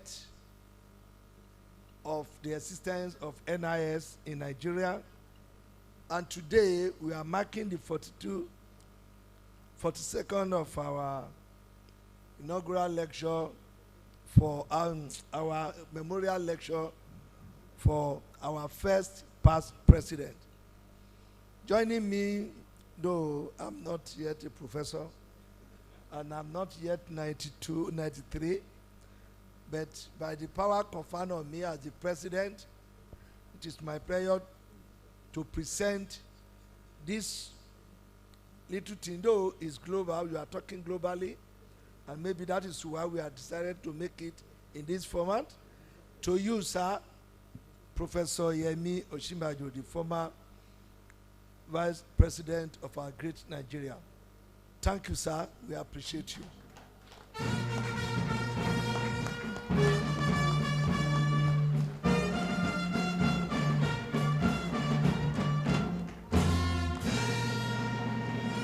Thank you, sir.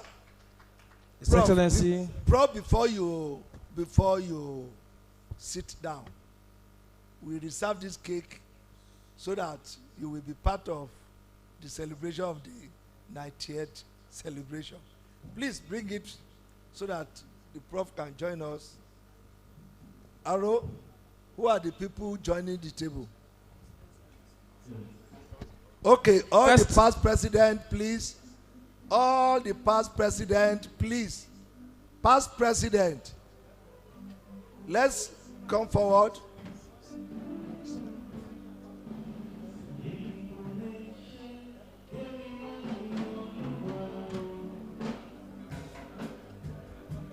Aro.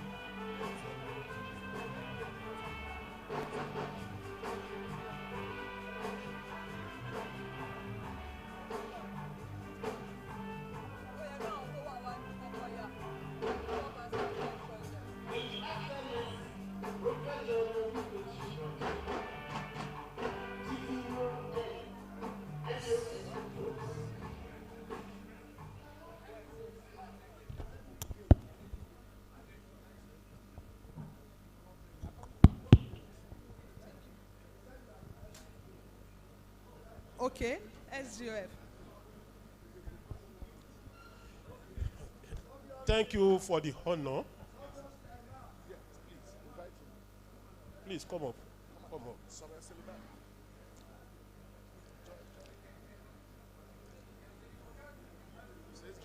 Yes, sir. You control and you take pictures. Okay, sir. Okay, sir.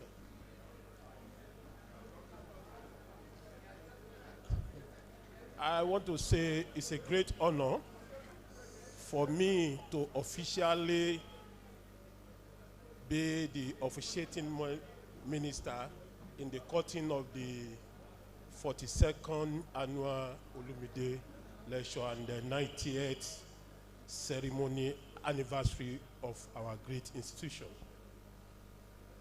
The Prof, I want to say that you are one of the Prof of the Profs. And we need to come for lectures so that I can give lectures too without looking at book. When we're in the school, we say, cooking wo we, so we've seen it severally on the telly, and we are seeing it live, sir. We want to say a very big thank you. And we want to thank Almighty God for giving you life. Because one thing is to have the health to be able to administer all this. Maybe we'll need to just spare God today, and then we cut the cake. In whatever way you can thank God, I want you to thank God on behalf of this association. So for us to spare God, we will have to glow with the glory of God first. We spare the G. And he is the only person, sir, you may place your hand on the cake, sir. He is the only person who is the master of all master.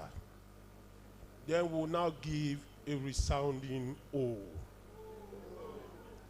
And then we crown it up with divine favor of God. A resounding D, sir. God. Thank you, sir.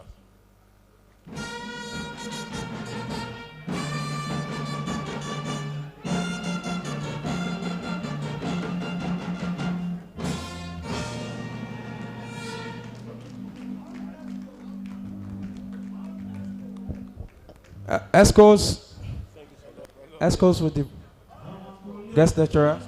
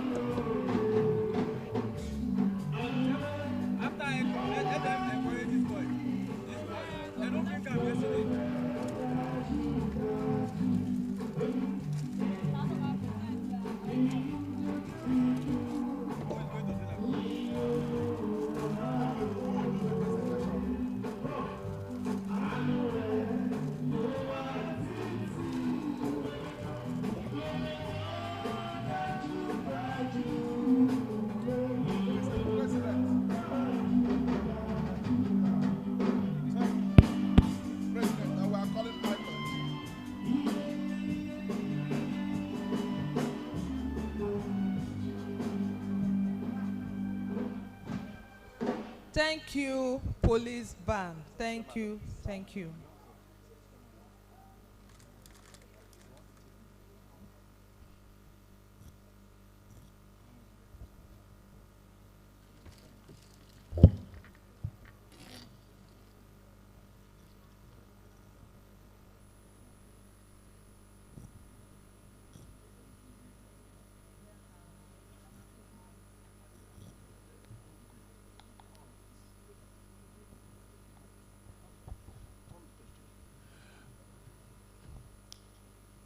My President, Your Excellency, sir, my President, past presidents,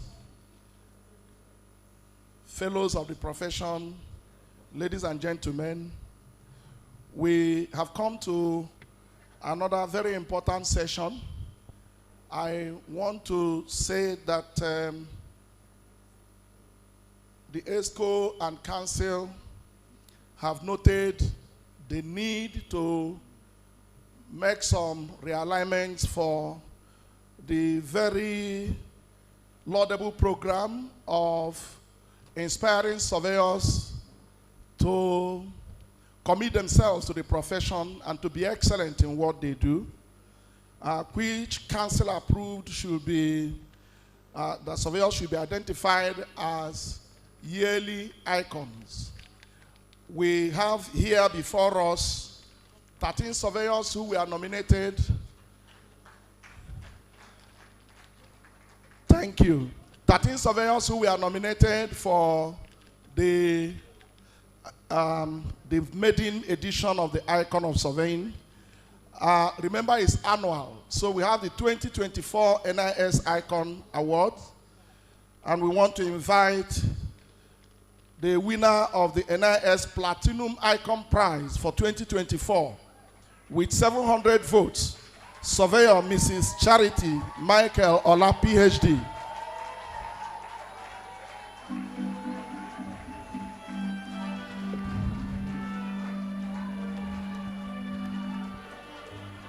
Not you, sir. We need to see it off. And you are presenting the award. Just tell them. Okay, sir. Okay. Sir, please,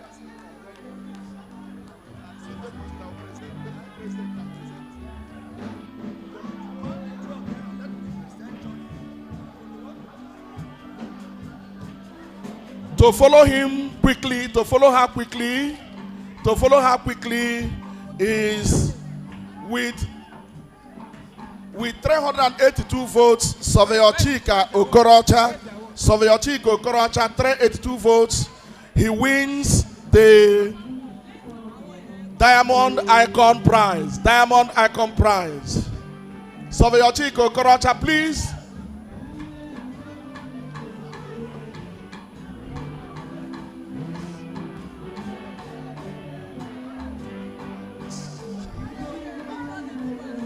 Please, please, please, please help us, please. Wiz, we have recognized you. Wiz, kindly return to your seat so that we know the icons, please. Wiz, kindly return. Wiz, please. Wiz, please. Wiz, please. The third position gold award goes to Surveyor Chaplain Major Akinde A. Akiemi, FNIS. We have called him. Chika Okorocha, Sacredon, second position. Chika is here. Surveyor Akinde Akiemi. You are giving this the NIS Icon Award for 2024. Congratulations, man. Number 2. Yes, Surveyor Chika Okorocha as NIS Diamond Prize winner for 2024. Congratulations.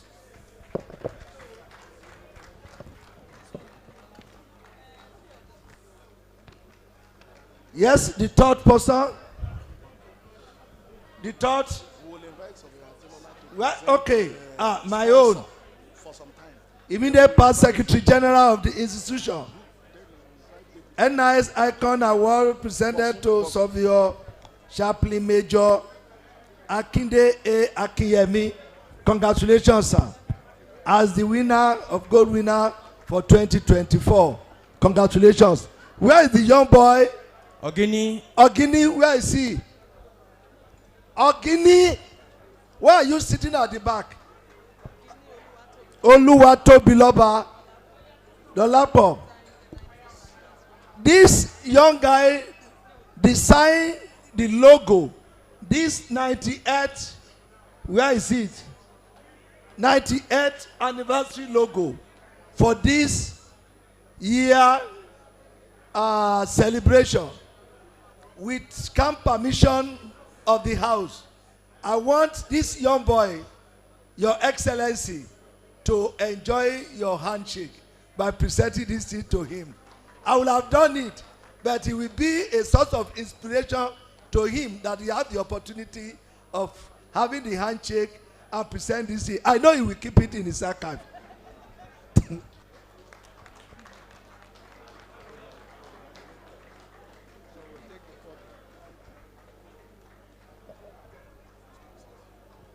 Thank you, sir.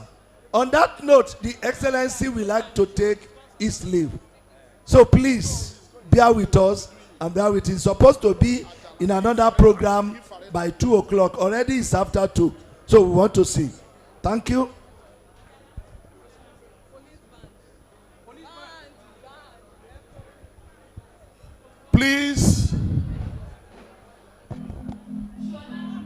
Please, let's not make the place rowdy, please. We still have other things to present. Please, let it not be rowdy.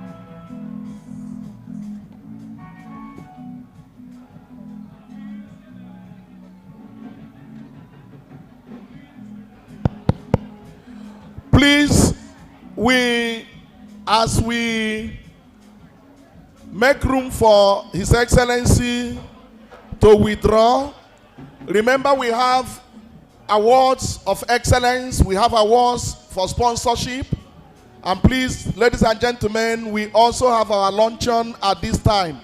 So we'll plead with all surveyors to relax and let us continue with the program. Thank you for your kindness. Thank you.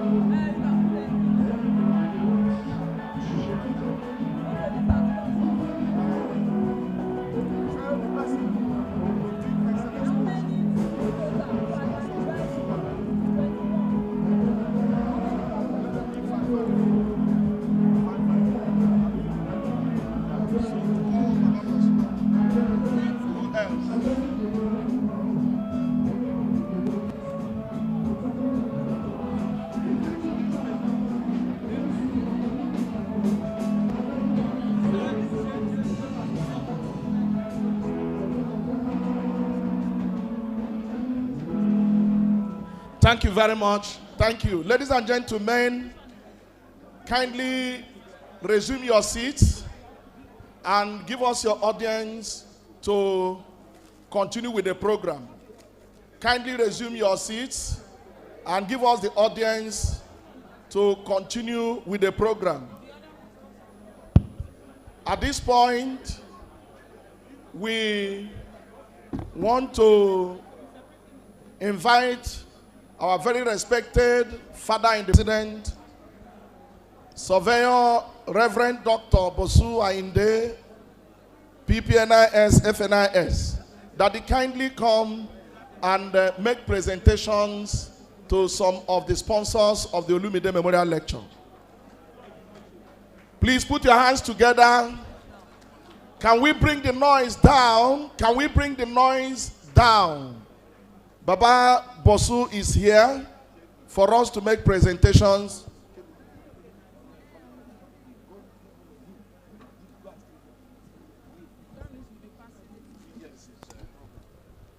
We want to invite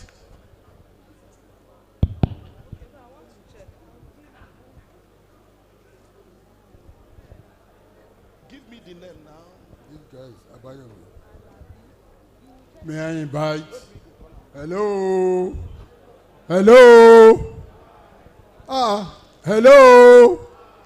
Mr. Chairman, on behalf of the chairman and the organizing Surveyor Alabi, please step forward for your award. Surveyor Alabi Abayomi, CEO, Enyo Wakoff and Associates Limited. Are you here? Surveyor Alabi Abayomi. Can you come forward quickly? Have you seen the next one? He's coming, I think. Yes, Surveyor Alabi is coming, yes.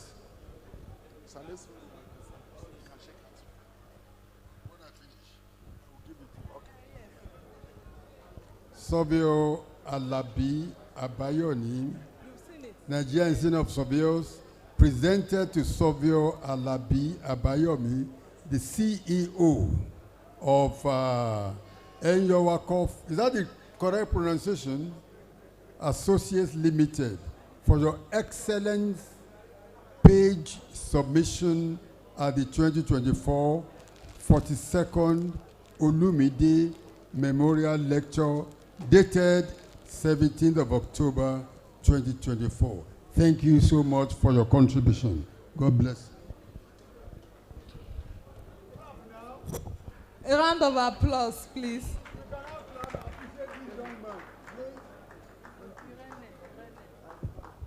Surveyor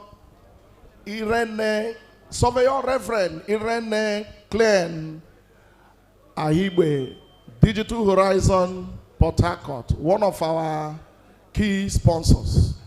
Do your agbada properly before you come here. Do it properly. Can you clap for the man, please? Yes, give him a round of applause. He has made a lot of contribution to the growth of the institution. I recall that he was the chairman of the screening committee when I was the chairman of the board of fellows. You can shake hands with the prof. Now you can come here.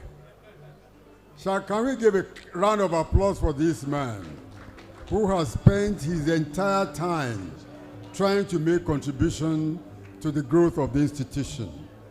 This award is presented to you, my dear friend, Surveyor Reverend Irene Klein Ahibe, as Digital Horizon Company Limited, for your immense sacrifices, and I testify to that, for the success of the 2024 42nd Olumide Memorial Lecture. On behalf of the President, it is my great pleasure to present you with this award. Please put your hands together. APPSN Nigeria, APPSN Nigeria, Surveyor Dabiri. Hello. As he comes, Surveyor Commercial, please get ready. Association of Private Practicing Surveyors of Nigeria, who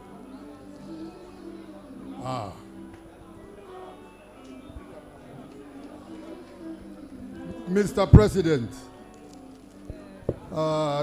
this award is presented to the Association of Private Practicing Surveyors of Nigeria. What's your name? My name is Surveyor Dabri O. Thomas. O. Thomas. Olusheye Thomas, Fellow of Nigerian Institute of Surveyors. Surveyor Thomas, on behalf of the President and the organizing committees of the 42nd Olumide Memorial Lecture, it's my honor to present this award to you. Thank you for your contribution and God bless you.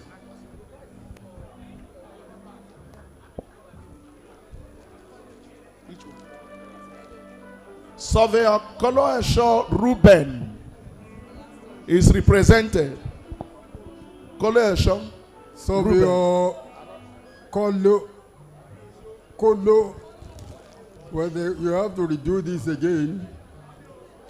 This is not Koloesho. Hello, Surveyor Koloesho Ruben. You are the one taking it.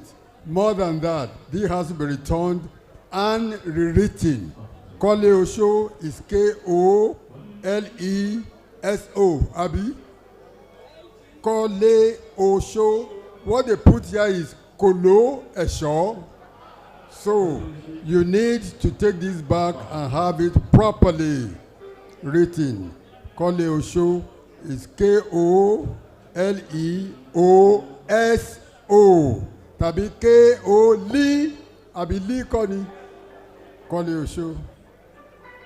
On behalf of Mr. President, I'd like to present this award to Surveyor Koloesho Ruben of Cord Service for his immense sacrifice for the success of the 2024 42nd Olumide Memorial Lecture, which is being taken by our pretty Assistant Secretary.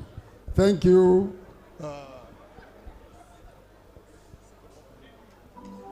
That's okay. Digmap Service, please. Digmap Services. Daddy, thank you very much, sir. Thank you.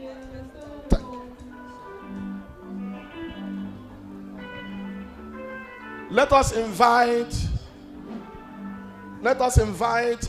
the chairman of the body of fellows, our past president, board of fellows, forgive me, our past president, Surveyor Dr. Atilola. Please come and continue, kindly continue with the presentations. Digmap Services, are they here?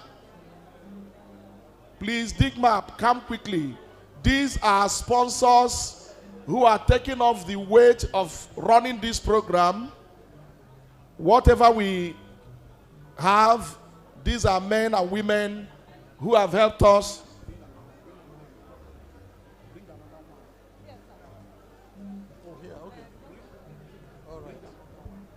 Digmap Services, when you come, we shall make. Are you representing them? Okay, please.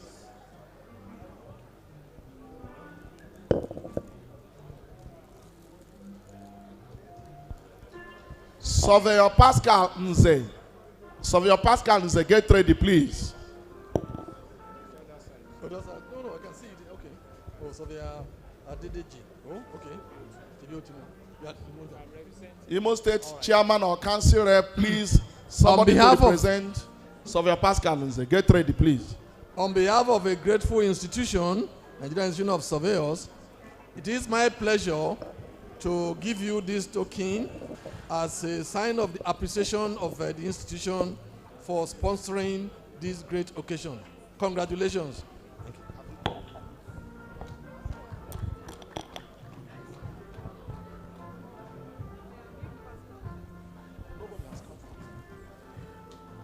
Is somebody coming for Surveyor Pascal? Okay, the Council Rep of Imo State is coming.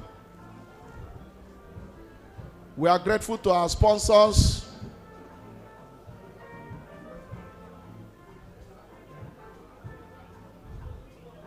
Surveyor Pascal Okechukwu. Okay. Well, on behalf of the Nigerian Institute of Surveyors, it is my pleasure to present to you this token as a symbol of appreciation for sponsoring this 42nd annual Olumide Memorial Lecture. God bless you. Thank you.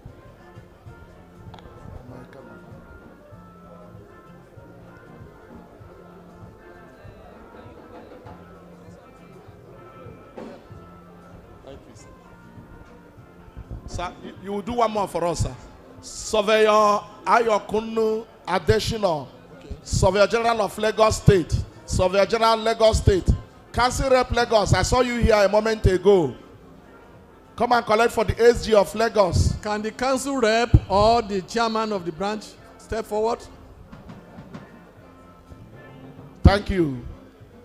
As our past president does this one, we will excuse him to go and resume his seat while we invite Surveyor Maikano, PPNIS, FNIS, to continue the presentation.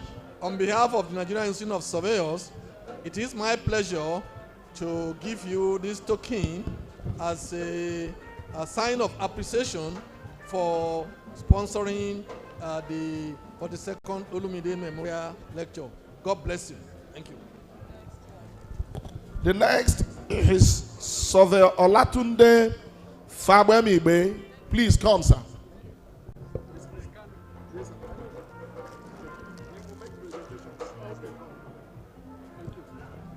Surveyor Fabemibe, please. I saw him earlier today. You are here. You're welcome.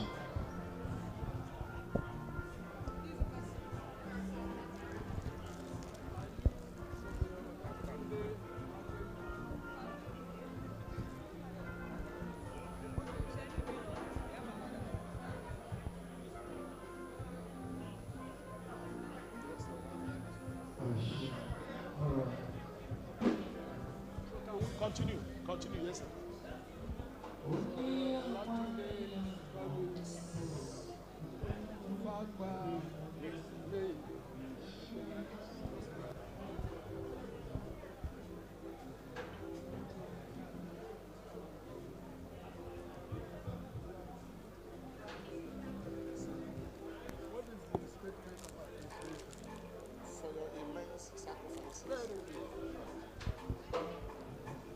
For your immense sacrifices for the success of the 2024 42nd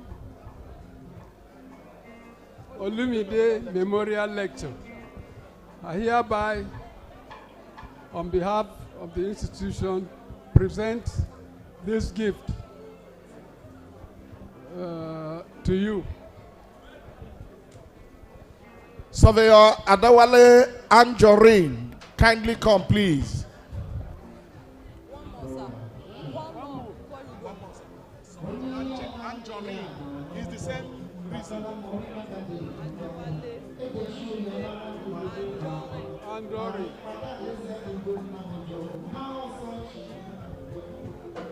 Surveyor Adewale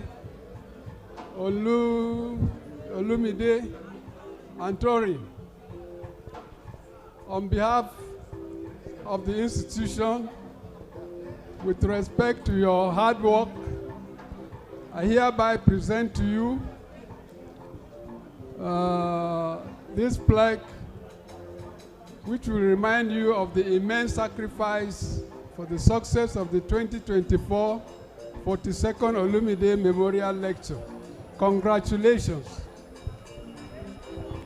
Thank you, sir. Thank you, sir. Thank you very much, sir.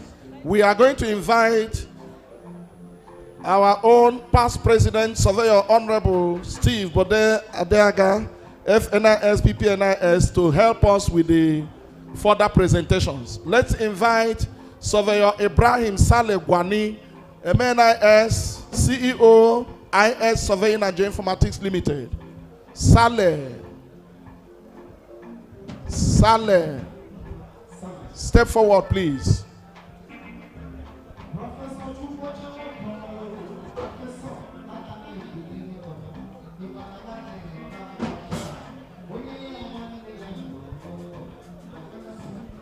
On behalf of the Nigerian Institution of Surveyors, on behalf of the Nigerian Institution of Surveyors, I present this to Surveyor Ibrahim Saleh Gwani, MNIS, for immense contribution, sacrifices for the success of 204 for the second Olumide Memorial Lecture. Congratulations.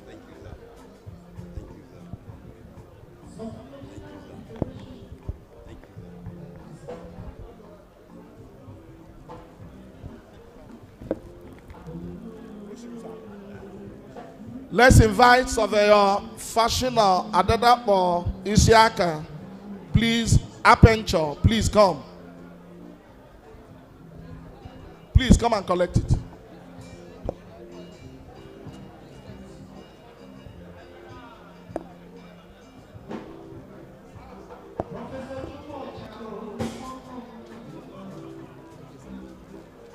Surveyor Fashina Adadapo Isiaka. I have the honor. Surveyor Adelako, please get ready. Surveyor Fashina Adadapo Isiaka, for your immense sacrifice for the success of 2024 for the second Olumide Memorial Lecture. Congratulations. Thank you. More grace to your help.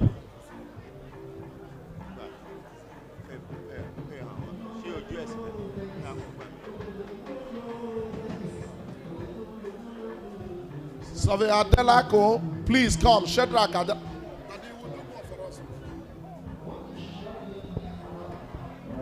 He's here. Surveyor Chico Korocha, please step forward. Chico Korocha, step forward. Sacred.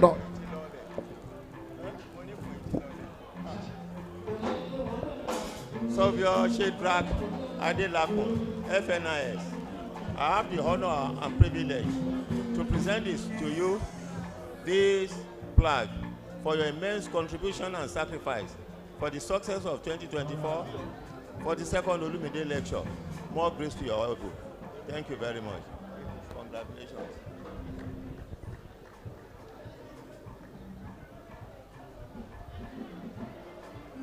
Thank you very much, sir. Thank you very much. Surveyor Chico Koracha, Surveyor Kule Ogumbadewa, please get ready. Surveyor Ogumbadewa, please get ready. Oh, you are Chika. Surveyor Chika Okorocha, MNIS. On behalf of the Nigerian Institution of Surveyors, I present this plaque to you for your immense sacrifice for the success of the 2024 for the second Olumide Memorial Lecture.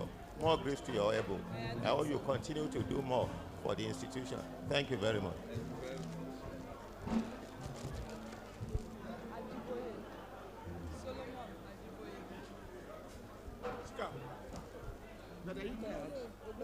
Do for us. Do for us. We like you.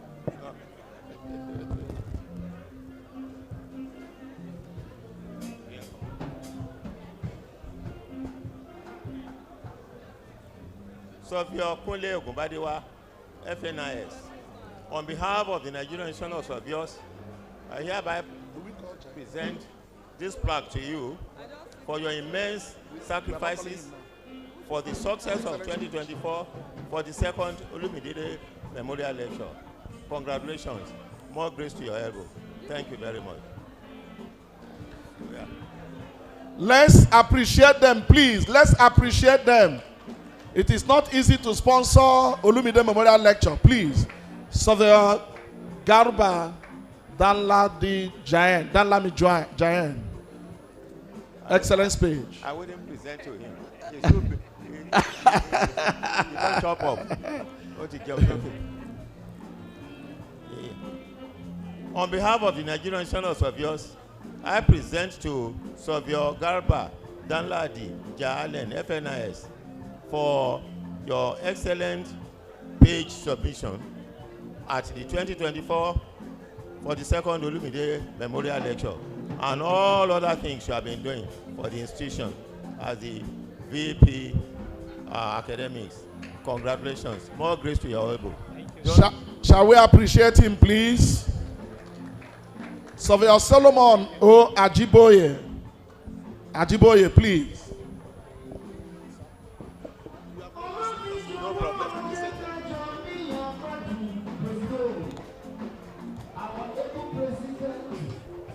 Surveyor Sani Abans Nuhu. Please, somebody to represent him from Abuja. Solomon Ajiboye. On behalf of the Nigerian Institution of Surveyors, I present to you this plaque for your immense sacrifices for the success of the 2024 42nd Olumide Memorial Lecture. Congratulations. More grace to your elbow. I hope you continue. You sponsor more than this in the future. Thank you.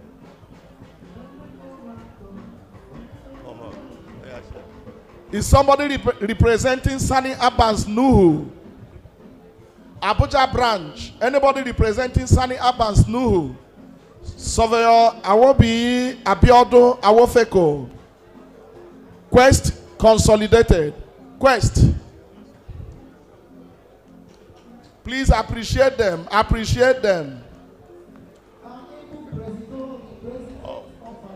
Somebody is representing Awofeko. I present to you Surveyor Awobi Abiodun Awofeko.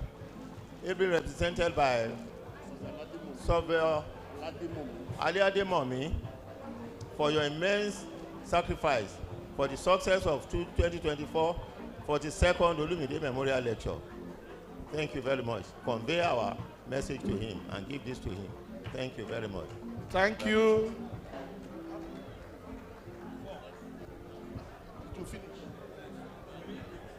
Thank you. This will be Surveyor Adams Olubenga. Surveyor Adams Olubenga for excellence page. Please step forward.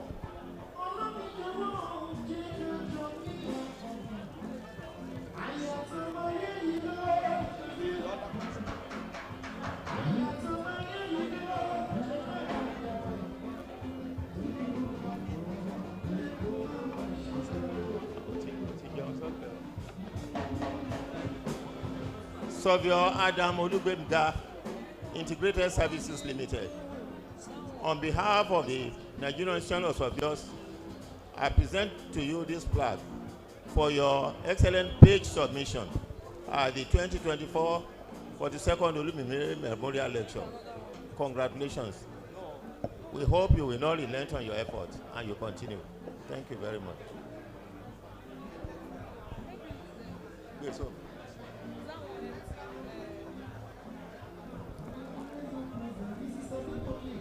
Somebody is here, sir, for Surveyor Sani Nuhu. Please step forward. Let us appreciate them, please. Let us appreciate them. You don't chop up. Surveyor Sani Abbas Nuhu. On behalf of the Nigerian Institution of Surveyors, I present this plaque to you for your immense sacrifices for the success of 2024 42nd Olumide Memorial Lecture. Congratulations. We hope this will spur you to more action in future. Thank you very much. Thank you very much. Thank you very much, sir. Yes. We will now allow our past president to go and relax while we invite our past president, Surveyor Aki Oyebola, FNIS, PPNIS. Surveyor Oyebola, PPNIS, sir. Please kindly come to make presentations. Please. We invite the Deputy Surveyor General of Abia State, Surveyor Prince, Deputy Surveyor General of Abia State. Please step forward for the award of the Surveyor General of Abia State. Surveyor Nwabunwanne Abaronye. Please step forward.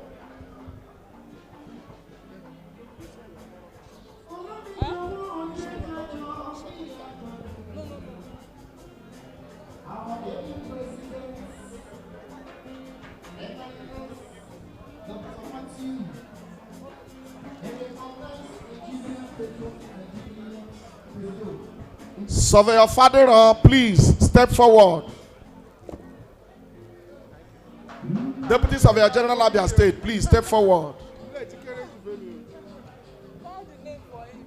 Surveyor Nwabunwanne Abaronye. Surveyor KC Abaronye. KC Abaronye, call it like that. Surveyor General of Abia State.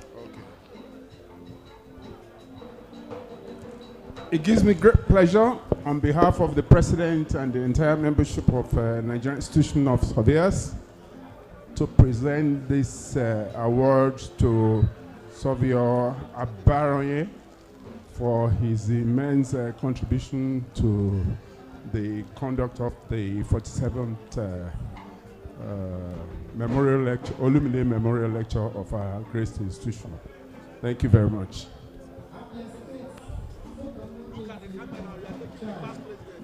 They say make you look camera. Surveyor Olukayode Ekundayo, please sir, come forward. Surveyor Fadero, step forward.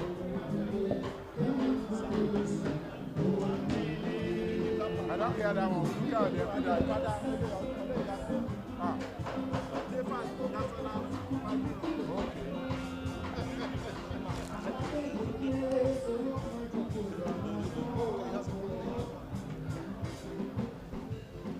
On behalf of the President and the entire membership of the Nigerian Institution of Surveyors, I present this token of appreciation to you, Surveyor Adefabi Dasola Fadiran, for your immense contribution to the success of our 42nd Olumide Memorial Lecture. Thank you very much. Okay.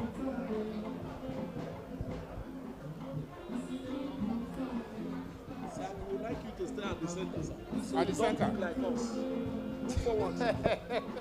Surveyor Ekundayo, please step forward. Let's invite Surveyor Adeojo Alfred. Adeojo Alfred. Adeojo Alfred. Now, so now the mother our own, we go the mother your own together. You're welcome. On behalf of our President and the entire membership of the Nigerian Institution of Surveyors, I present this plaque to Surveyor Olukayode Ekundayo for immense contribution to the success of our 42nd Olumide Memorial Lecture. Thank you very much.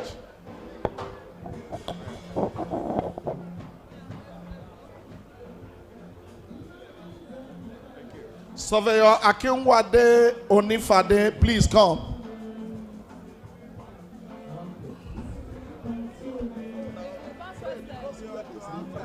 Thank you. Fred, go that side.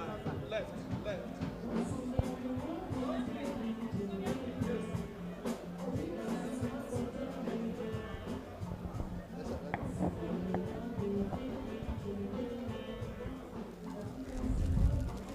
On behalf of the President and the entire membership of the Nigerian Institution of Surveyors, I present this token of appreciation to Surveyor Adeojo Alfred for your well appreciated contribution to the success of the conduct of our 42nd Olumide Memorial Lecture.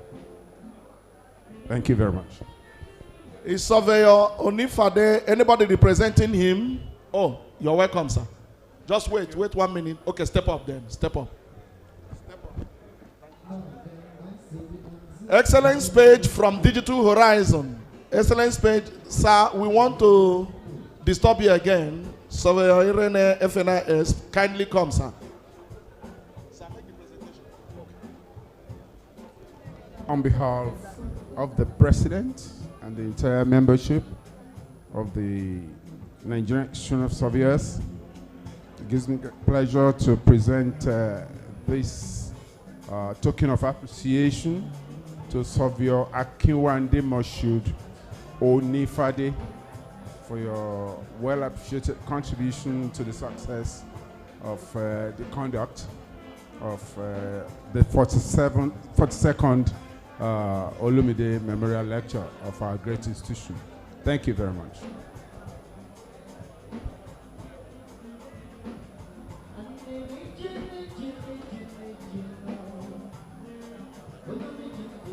Surveyor Irene Ahibe FNIS, one of our topmost supporters. One of our topmost supporters, Digital Horizon, always available. Let's ask Surveyor Past President C.D. Charles. Alabo, sir, get ready to come and make presentation, sir. On behalf of my president and the entire membership of the Nigerian Institute of Surveyors, it gives me pleasure to present this plaque to Surveyor Irene Klein Ahigbe for your unceasing and well appreciated contribution to all the activities of our great institution, and especially for this 42nd Olumide Memorial Lecture. Thank you very much.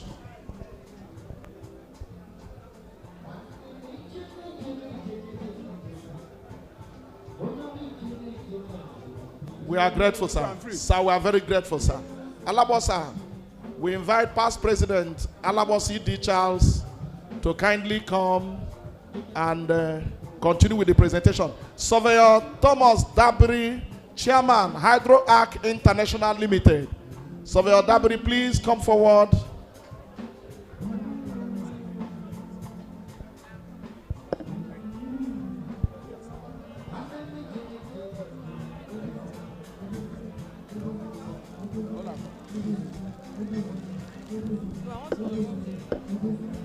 Surveyor Ibrahim Sali Gwani, please come back for another award.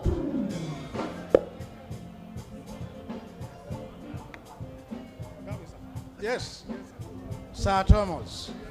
It gives me great pleasure to, on behalf of the Nigerian Institute of Surveyors, to hand you this token presentation for your able support and the hosting of the 42nd annual anniversary of Olumide Memorial Lectures. God bless you.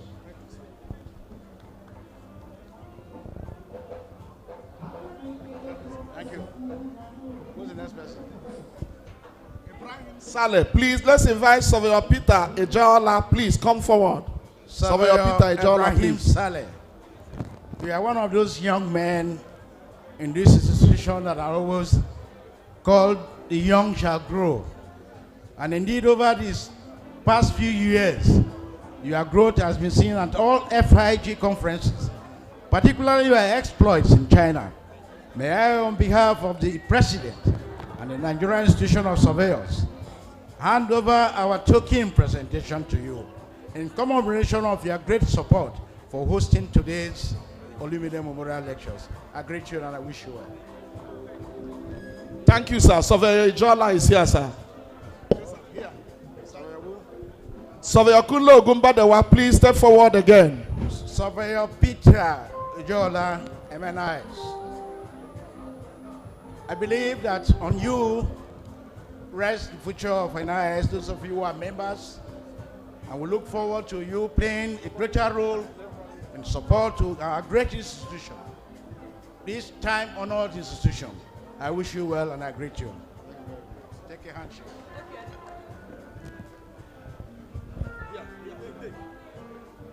Surveyor Mrs. Helen Fakorede, FNIS, Tokyo Survey Limited, one of our sponsors. My friend and brother and incoming. It gives me great pleasure to hand over this plaque to you, an award of excellence on behalf of the President of the Nigerian Institution of Surveyors, its ESCOs and Council, for a wonderful job which you have done. Thank you, and I wish you well. Thank you.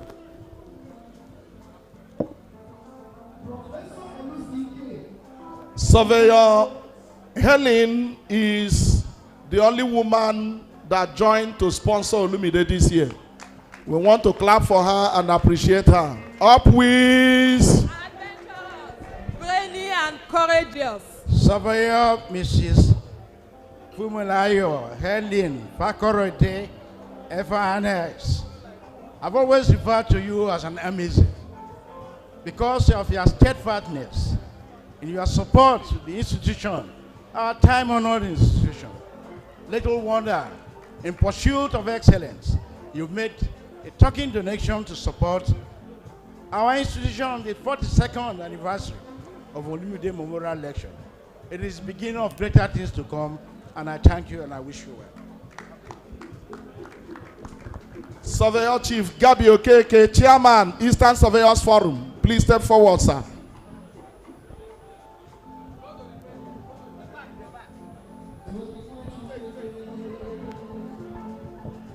Chief Gabi Okeke, we are waiting for you. Chairman, Eastern Surveyors Forum.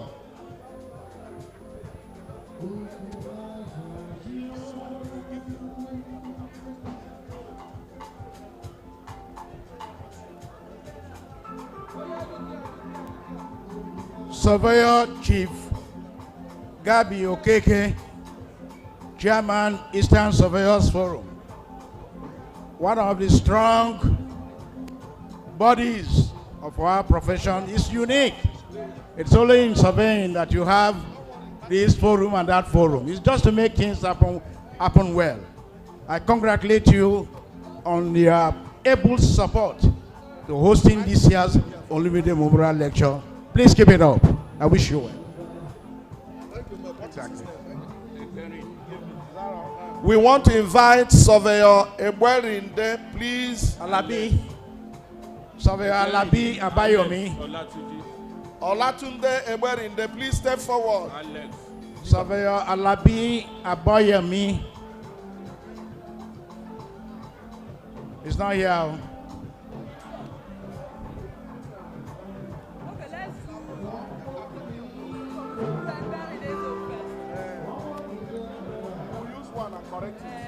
Now, give past president the name so that I don't not mistake. There's a little mistake, we will correct it. This is the correct name. Olatunde Ebwerinde. Surveyor Olatunde Ebwerinde, please step forward. This man not going to give him. He has done well for us now. Sir. This man is a former distiller. We will correct it. Present this one. Okay. Surveyor Ebwerinde Olatunde Ali White. Wonderful. Wonderful name. It gives me great pleasure to give you our token gift in commemoration of your support for hosting this year's Olumide Memorial Lecture. A little later, we will draw this and make the corrections on the name for you. Congratulations, and I wish you well.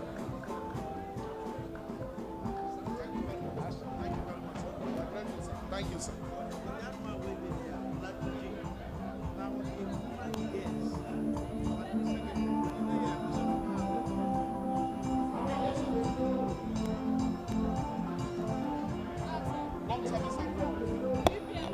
I'm going to call.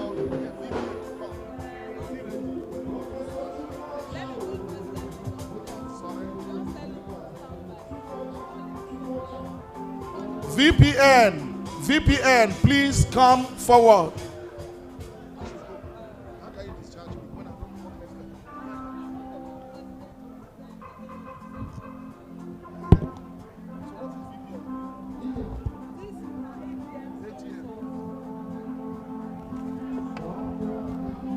Band, please take it down.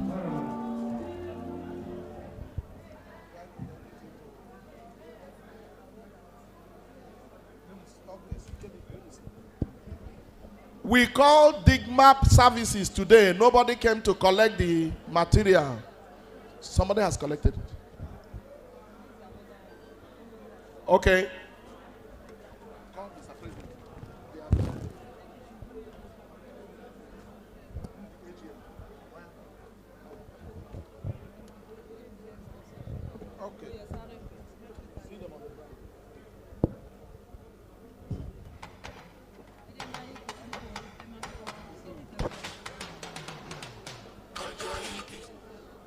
With the kind permission of Mr. President, we have some recipient of plaque during the last AGM 2024 held in Benin. So we want to call on Surveyor Robert Akwanta, Chairman, Abia Status.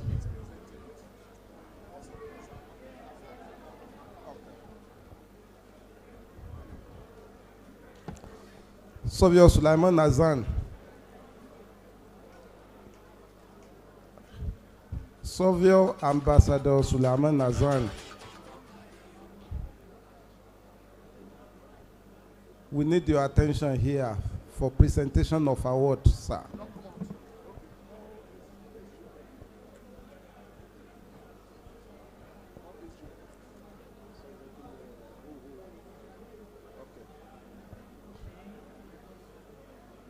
Savio Abdugani Adibomeyin, please come and do the presentation for us on behalf of the institution.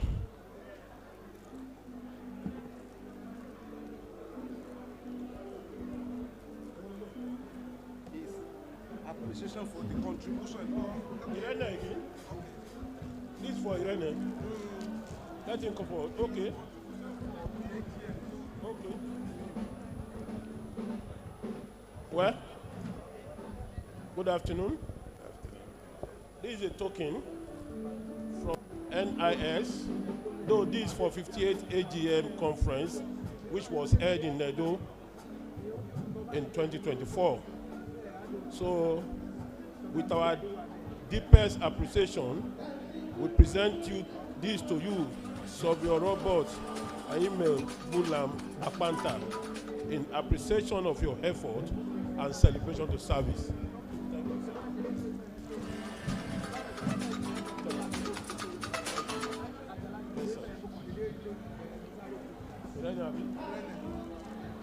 Savio Irene, you may have to step forward again, sir. Savio Irene. Yes, sir.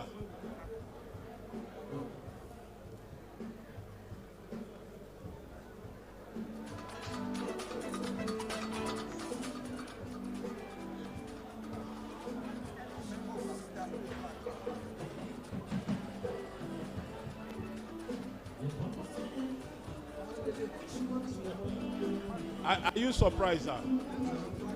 No, you don't have to be. If you know how to do good, just continue to do good, sir.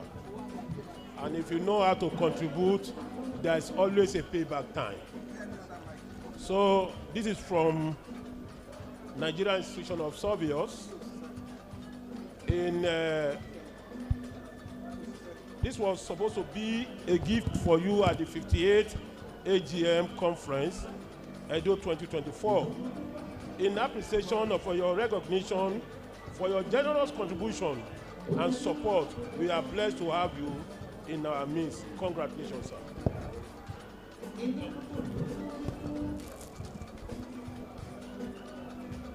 Thank you, sir. We expect more from you, sir.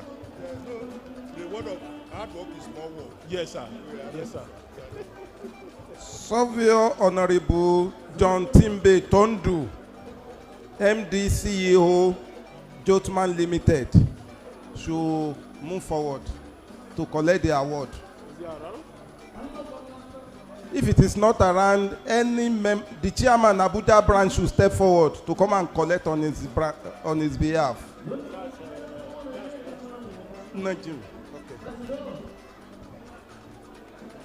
Chairman Abuja branch or council rep,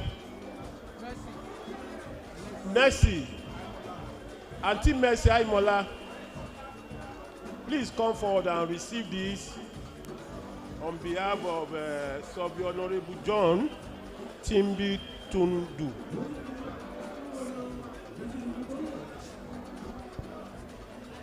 Well, we kept this from Edo and you have it here now. This is a gift in recognition for your generous contribution and support. We are blessed to have you in our committee. This is for Savio Honorable John Timbi Tundu. Congratulations, man. Thank you, sir. Thank you, SGOF. Band, please bring it down. Thank you. We have one more award here to present today. And I'll be respectfully calling the president to do this presentation. I'd also like to call on Mr. Adeyanju Isiaka Olatunde to please make his way to the front. Mr. Adeyanju Isiaka Olatunde.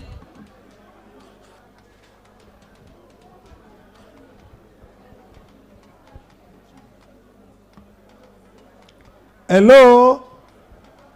Please, we need total silence at this moment. This award that is about to be given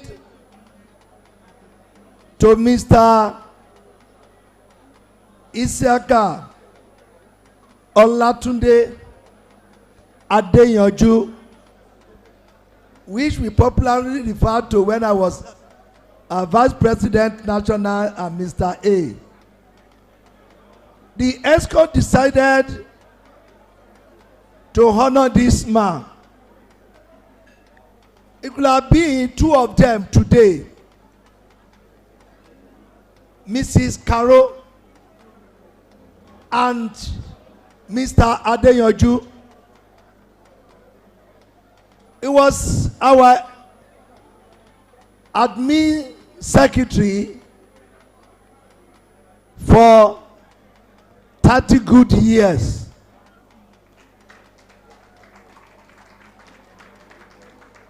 He started as a young boy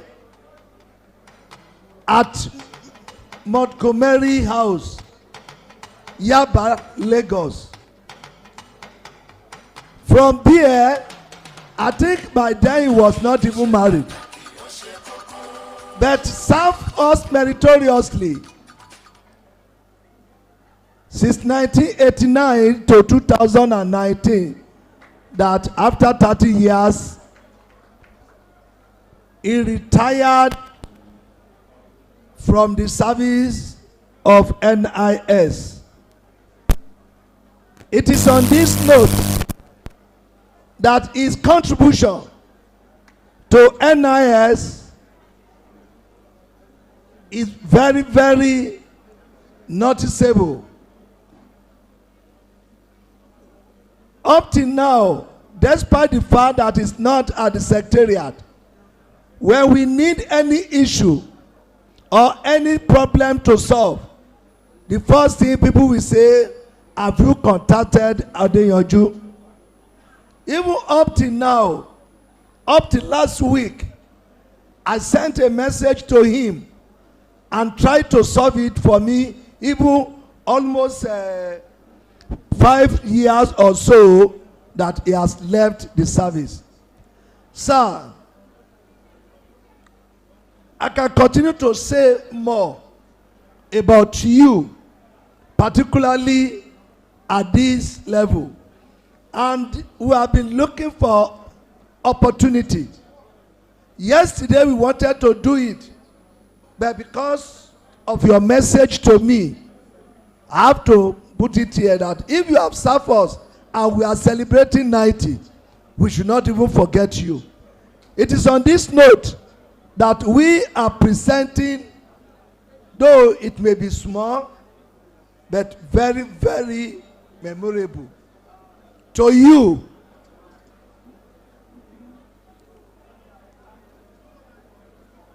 I wanted to say Savio, because if it is the length of service, you are qualified to be a Savio.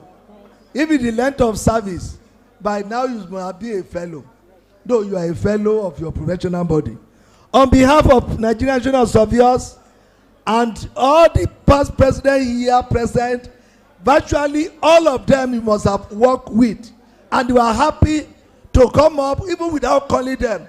Immediately they mention your name, they stood up from where they were and they come down to come and celebrate with you. We are presenting this to you, a long service award to you, Mr. Adeyanju Isiaka Olatunde, as our appreciation for your meritorious service to the Nigerian Institution of Surveyors. So I want to say, let's move here so that they can capture us very well, because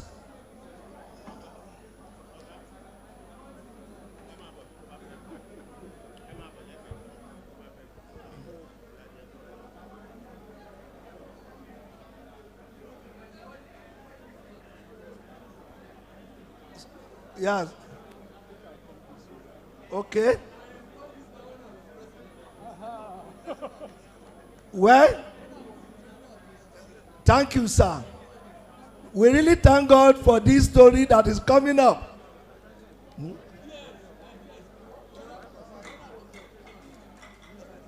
Yes.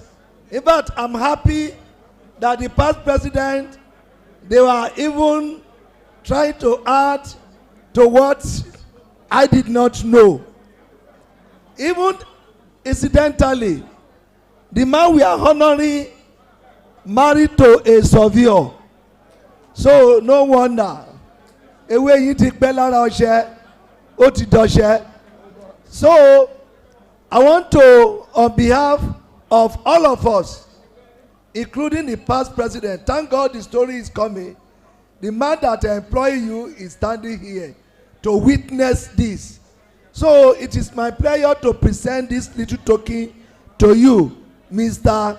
Isiaka Olatunji Adeyanju. Congratulations, sir. Congratulations, sir. Congratulations, sir. Yes, we want to take picture.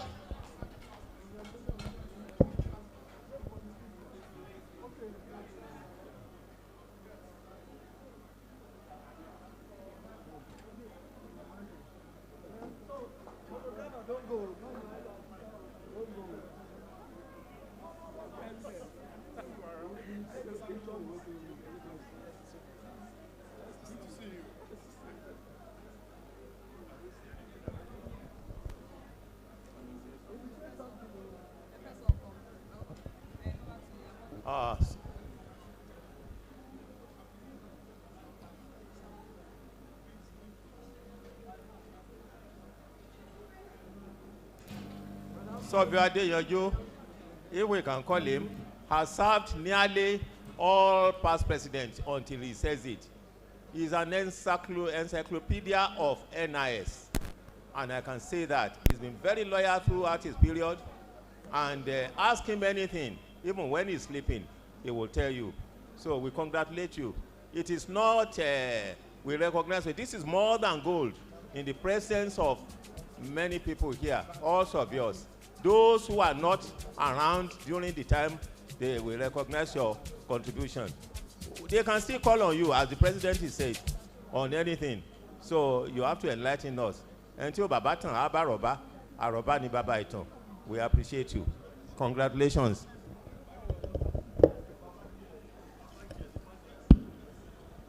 Thank you. Yes. Thank you, Mr. President. I know we have started the menuing, and it is not out of place. It's 3 p.m. already.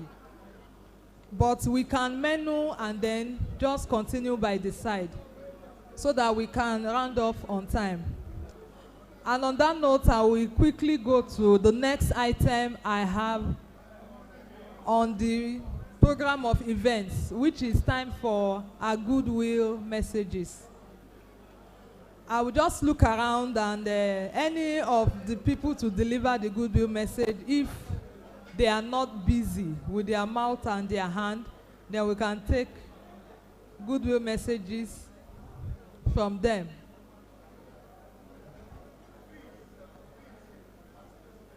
WIS National Coordinator, are you available, ma, for your goodwill message? I know the APPSN chairman is busy. WIS National Coordinator.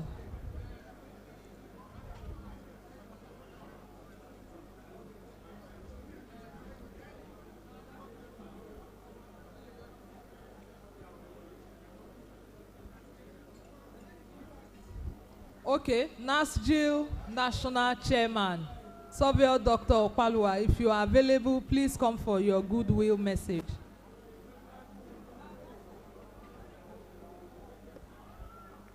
Surveyor Nick. Okay, Surveyor Palua is available. Thank you, sir. Please make your goodwill message as short as possible. You have 2 minutes, sir. Thank you. Okay. Thank you very much, the Assistant Secretary, for the opportunity. On behalf of the National Association of Surveying and Geoinformatics Lecturers, I wish to say congratulations to NIS for the successful hosting of this year's 42nd Olumide Memorial Lecture. We in NASGIL pledge that our support is always with NIS, and we will always stand as the engine room of the institution so as to achieve our common goal. We wish you all the best, and we hope that we will see a better memorial lecture in the years ahead. Thank you very much. Thank you, sir, for that apt message. Please, a round of applause for him if your hand is not busy. Thank you, my past president. YSN National Coordinator, Surveyor Nicholas Taka, are you available for your goodwill message? APPSN National Chairman, are you done now? Okay, please come forward, sir.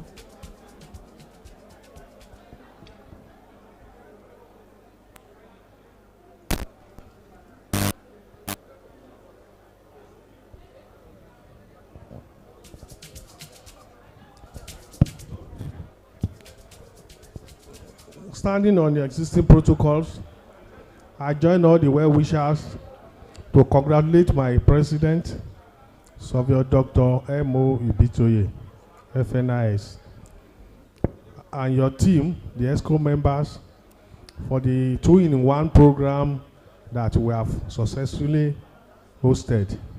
We thank God Almighty for the strength to deliver these 2 programs. And God Almighty will continue to strengthen all of you, the President and the ESCO members. On behalf of the private practicing surveyors of Nigeria, we pledge our loyalty and our support to NIS, and we continue to strengthen the profession and at the same time to build good capacity.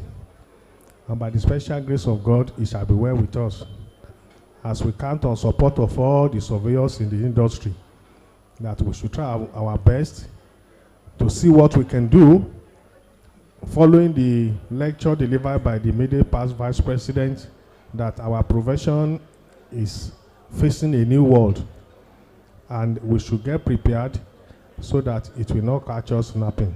Thank you so much, and God bless you all. Thank you so much, sir. If your hand is not busy, a round of applause for APPSN National Chairman. Thank you. Who is National Coordinator, ma? Please step forward, ma.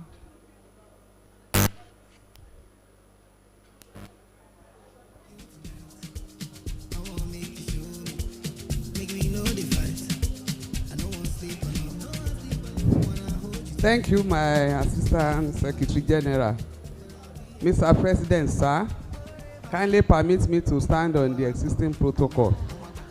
On behalf of the women surveying, I want to say a big congratulations to our president, to our founding fathers, the past presidents, the national ESCOs, and the entire surveyors in the Federal Republic of Nigeria for the success of this 90th anniversary and the 42nd Olumide lecture. Congratulations.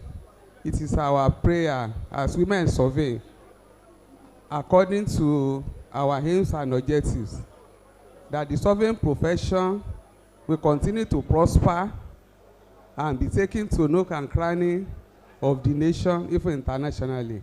And I want to use this medium to announce to us that with the help of God, women surveying as a group is clocking 20 years come March 2025. Up with, and so we are inviting every one of us to Delta State in the city of Asaba between 8th and 10th April 2025 to celebrate our 20th anniversary.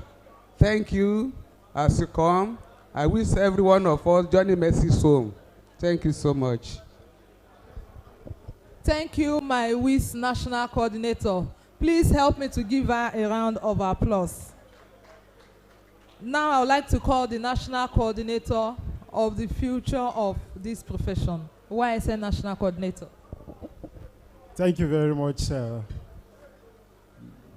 the moderator. I want to thank Mr. President.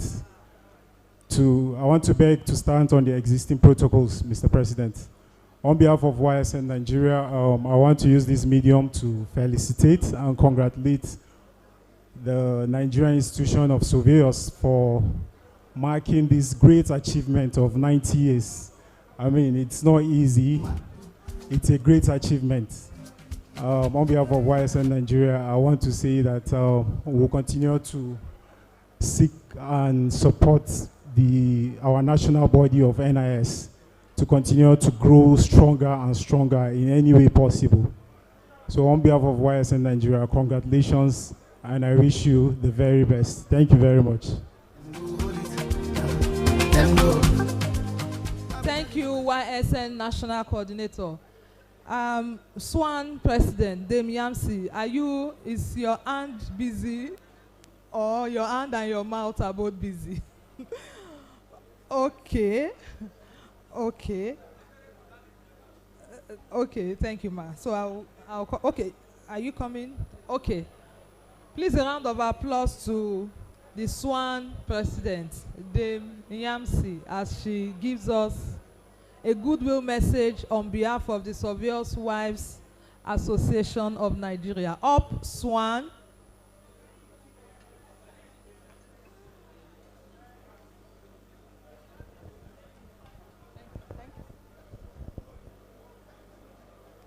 Thank you so much, the Assistant Secretary General. The President of NIS, permit me to stand on the already existing protocol. I want to congratulate, on behalf of SWAN, the Surveyors' Wives Association of Nigeria, I stand here to congratulate the entire NIS, the President's ESCO and members of the NIS on this great occasion that we are celebrating the 42nd Annual Olumide Memorial Lectures and the 90th year of Surveyors in Nigeria. We congratulate you, we celebrate you. We ask that we'll have more celebrations in the name of Jesus. So, well, it's like I'm going to do a mono singing our normal SWAN song. My First Lady is eating. Mama Yinde is eating. So I think I will do it alone. I'm going to do a solo. Maybe I'll go to, maybe I'll go to my First Lady and we do the song together. It's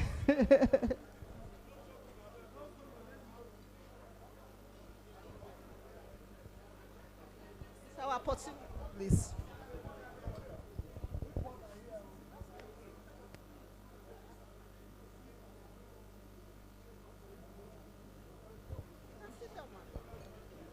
Okay.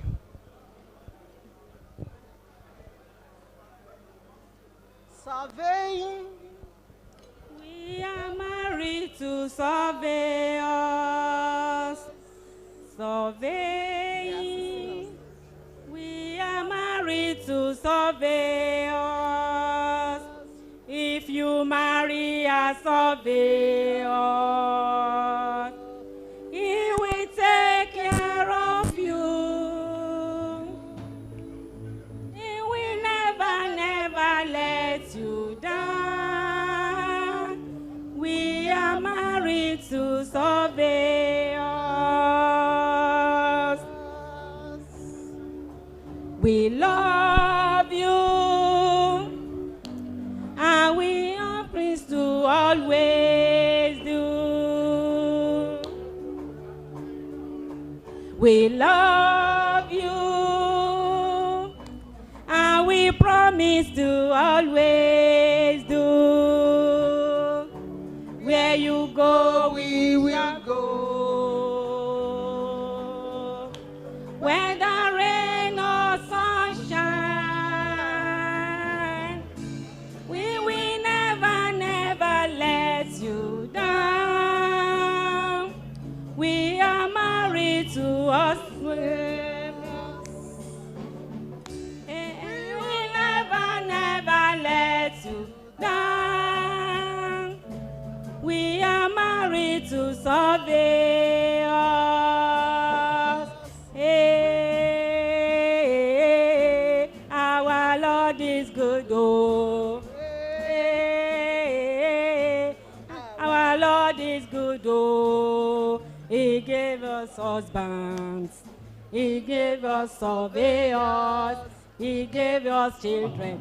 And everything na double, double, yeah. Na double, double. This is the day that the Lord has made, and we rejoice and be glad in it. We use this opportunity to thank our husbands for taking care of us always. The Lord will continue to uphold and bless you for us in the mighty name of Jesus. Amen. Amen. Thank you very much, the President. Thank you very much, our husbands. A round of applause for Swan. They are always consistent. Okay, do I have a goodwill message from the President of Shan? Okay, let's have a goodwill message from the husband of our Secretary General, rather, representing Surveyors Husbands Association of Nigeria.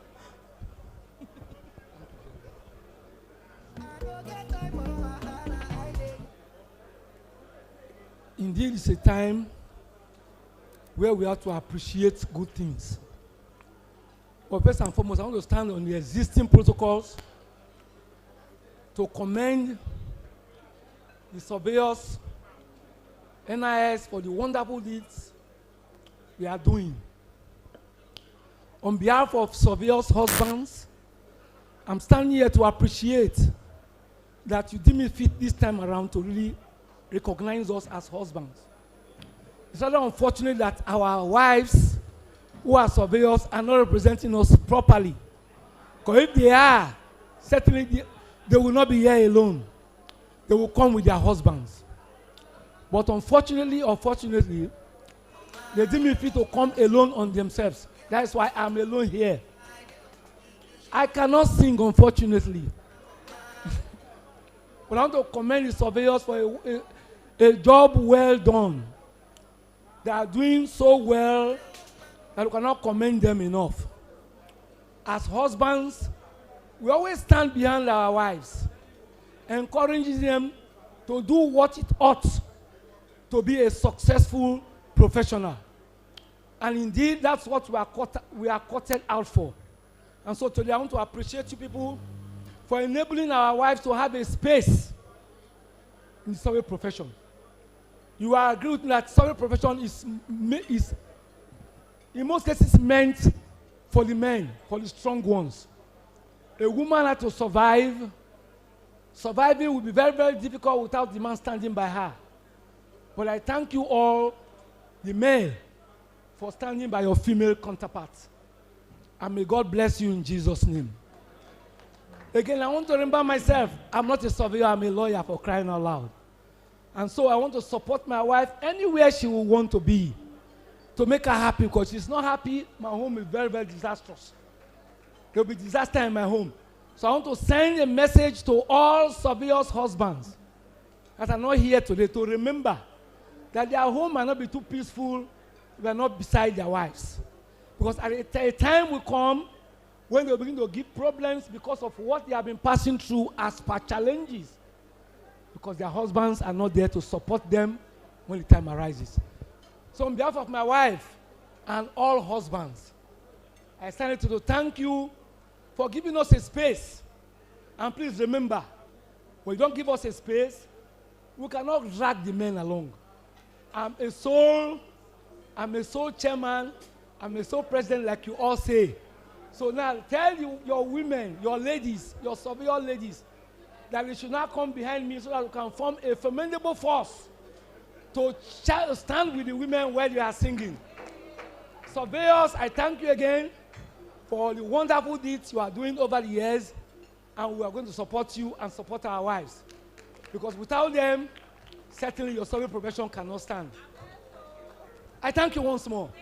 You will teach us the song. We will form our own song. Thank you so much, Barrister E.T. Etonobe. That was quite passionate. Thank you so much, sir. I will tell my husband once I get home. This chanting must happen. At this point in time, we would like to take the response from the grandson of the icon we are celebrating today, in the person of Engineer Olumide, for a response from the Olumide family. A round of applause.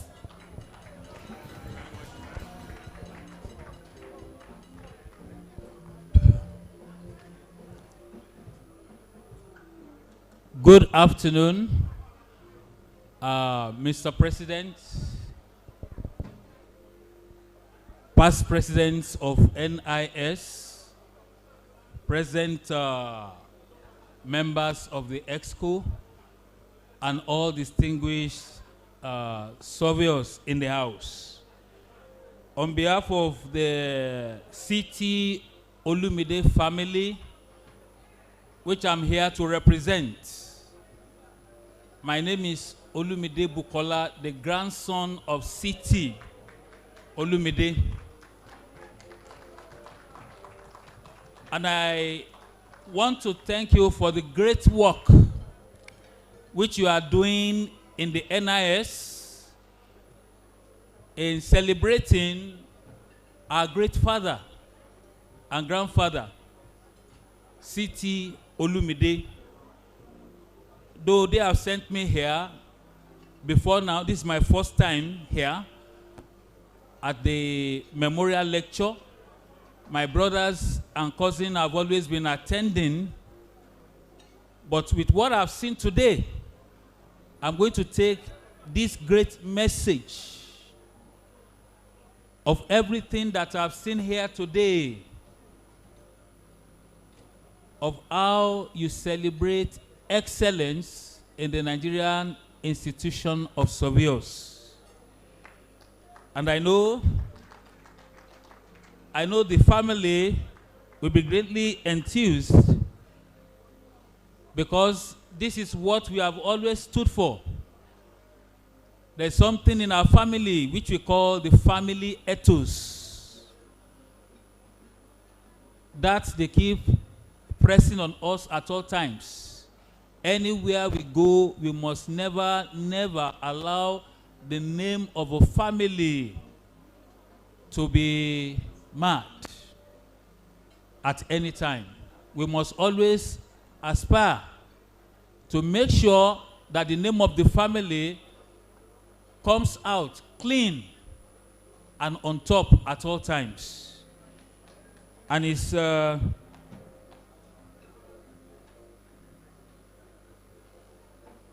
well, but I have seen here today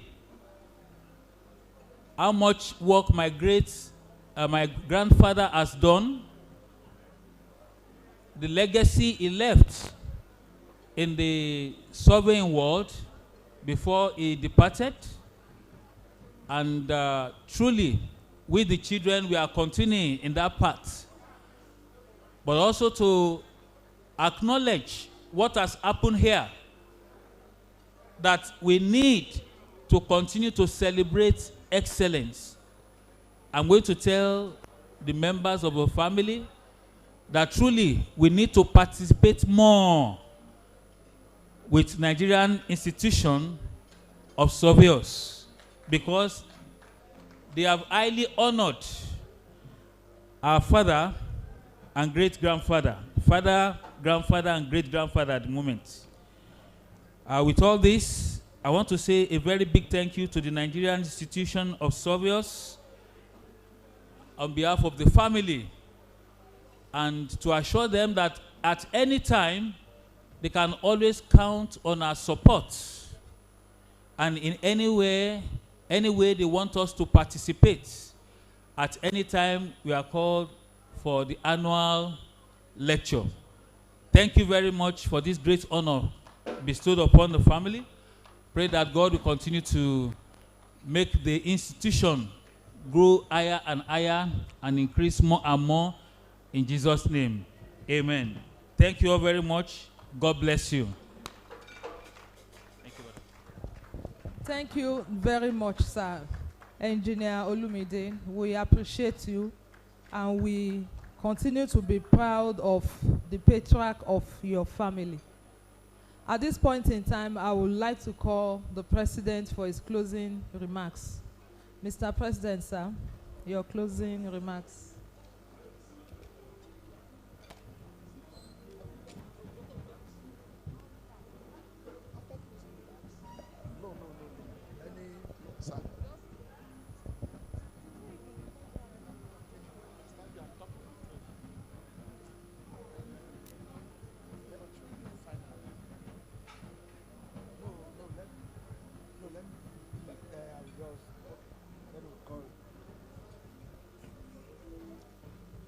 The past president, member of ESCOs, distinguished surveyors,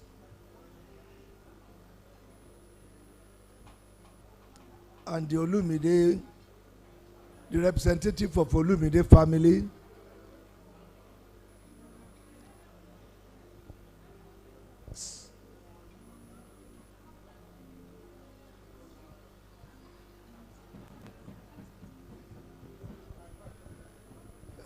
let me at this point appreciate every one of you here present, particularly in the past 2 or 3 days that surveyors converge here in Abuja to celebrate our 98th and to crown it up today with Olumide Memorial Lecture. I'm sure that a lot of lessons has been learned here in the past 3 days. We have taken home how a 93-year-old surveyor trekked about 5 kilometers without asking for water. We have learned also through this program how our past president trekked for the same distance without asking for water. We have also learned that the joy of being alive to witness the progress of NIS, also we learn this from them. And also the support we receive from surveyors and the contributions from surveyors. All the awards today is a clear testimonial that surveyors are happy to belong to this profession, and they are ready to spend their time and money to promote the profession. I want to say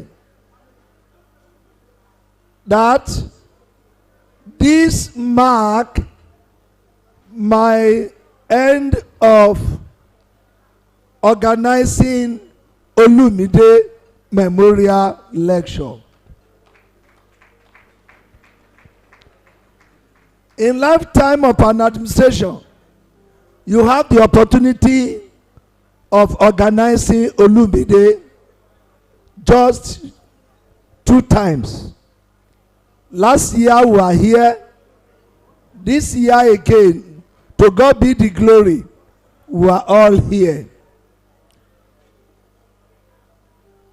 I want to thank every one of you and to remind us that the project before us, next AGM, where we'll be meeting like this, because that's going to be the major program that will bring all surveyors together,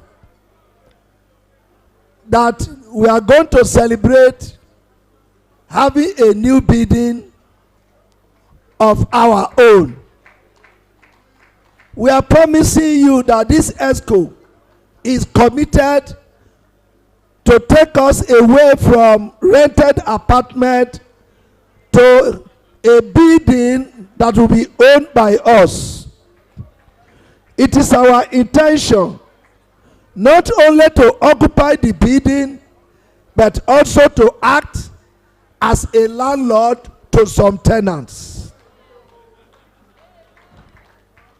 It is also our intention that a befitting hall like this should be generating funds for NIS, apart from using it at our own pace.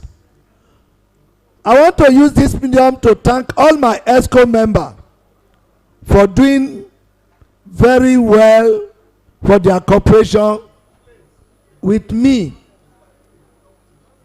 And I'm praying that the remaining days, months for this ESCO to complete this administration, that good news will be coming out of the secretariat to all members.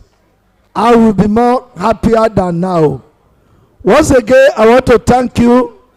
I want to bless every one of you that make this occasion a memorable one. The police band, I appreciate you, our MC, and all others. Even our caterer, I want to appreciate you. All those people that receive one award today, I appreciate you. The young Oluwatobiloba that designed the 98 logo, I also appreciate you. As young as you are contributing your own quota. All our fathers, by God's grace, in Enugu, we shall meet in good health. Amen. When it will be 100 years of existence of NIS, you will see me and I will see you. Thank you and God bless. Thank you, Mr. President. Please, another round of applause for the President. That was moving. Thank you, police band. Thank you so much. Not yet. We are still taking the vote of thanks. Please permit me to call on our Deputy President to give us the vote of thanks. My Deputy President, sir.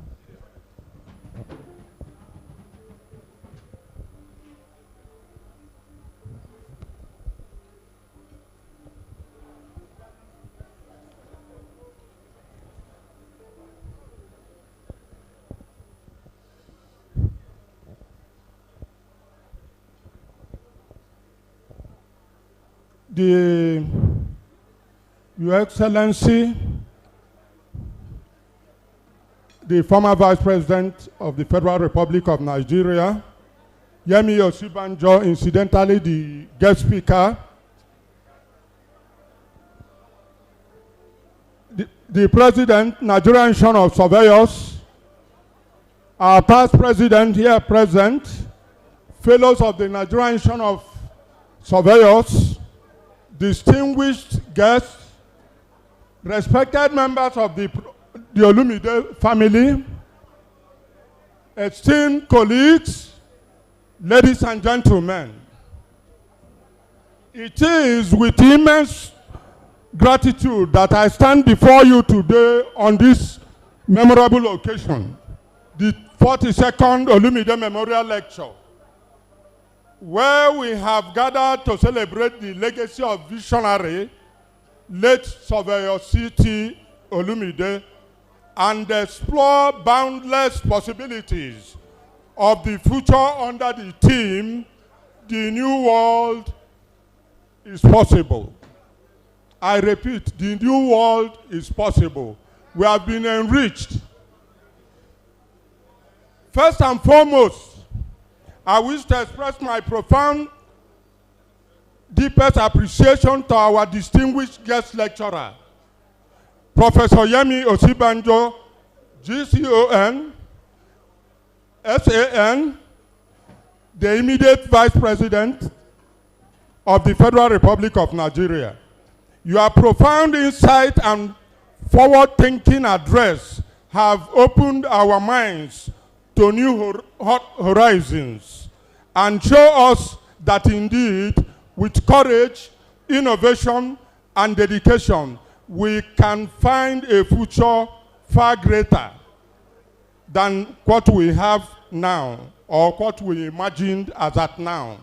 Thank you for inspiring us to embrace the challenges of tomorrow with optimism and resolve. It is also necessary to extend our heartfelt thanks to the President of the Nigerian Institution of Surveyors, Surveyor Dr. Matthew Ibitoye, Fellow of the Nigerian Institution of Surveyors, for your steadfastness, leadership, and commitment to the growth and development of our beloved profession. Your unwavering support ensures that our great institution remains a beacon of progress and excellence. To the Olumide family, we thank you for keeping alive the legacy of this extraordinary man whose contribution to the field of surveying continue to inspire generations.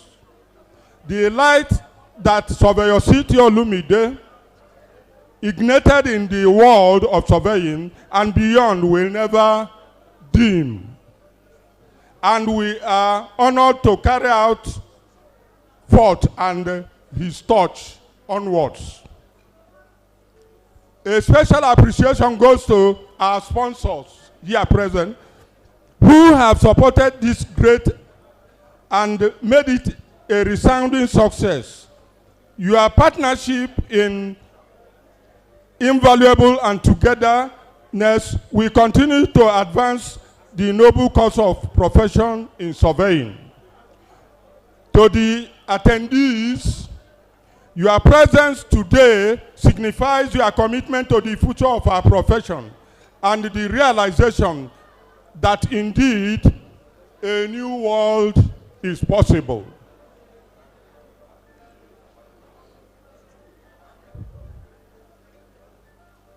Finally, I would like to thank the organizing committee for their hard work in ensuring the success of this event.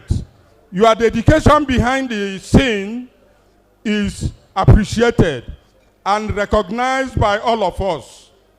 As we close this chapter and look forward for the future, let us remember that the change we seek is in our world begins with us. It also begins with our profession, in our communities, and in all daily lives. With the tools we have, the knowledge we gain, and the bounds we build, we can indeed make a new world possible. Thank you all, and may we continue to strive for excellence in all we do. God bless you, and safe journey back to your various destinations. I remain Surveyor Chief P.C. Eze, Deputy President, Nigerian Institution of Surveyors. Thank you very much.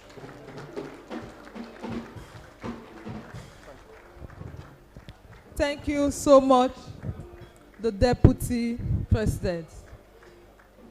At this point in time, you will all agree with me that for the past 4 days, it has been back-to-back of activities at the NIS.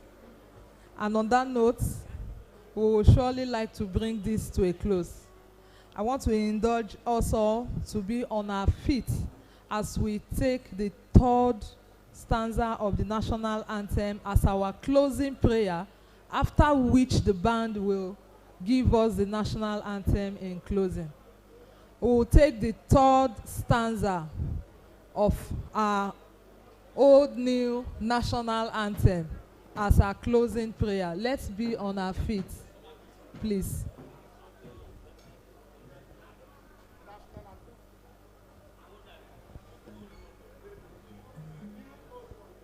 The new old one, or the old new one?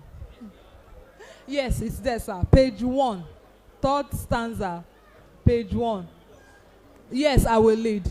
I will lead. I just want people to know that we are about to pray. So I will say the words, and then you repeat after me, after which the police band will give us the national anthem in closing. So we start. O God of all creation, grant this our one request. Help us to build a nation where no man is oppressed, and so with peace and plenty, Nigeria may be blessed. NIS shall be blessed. Amen. National anthem.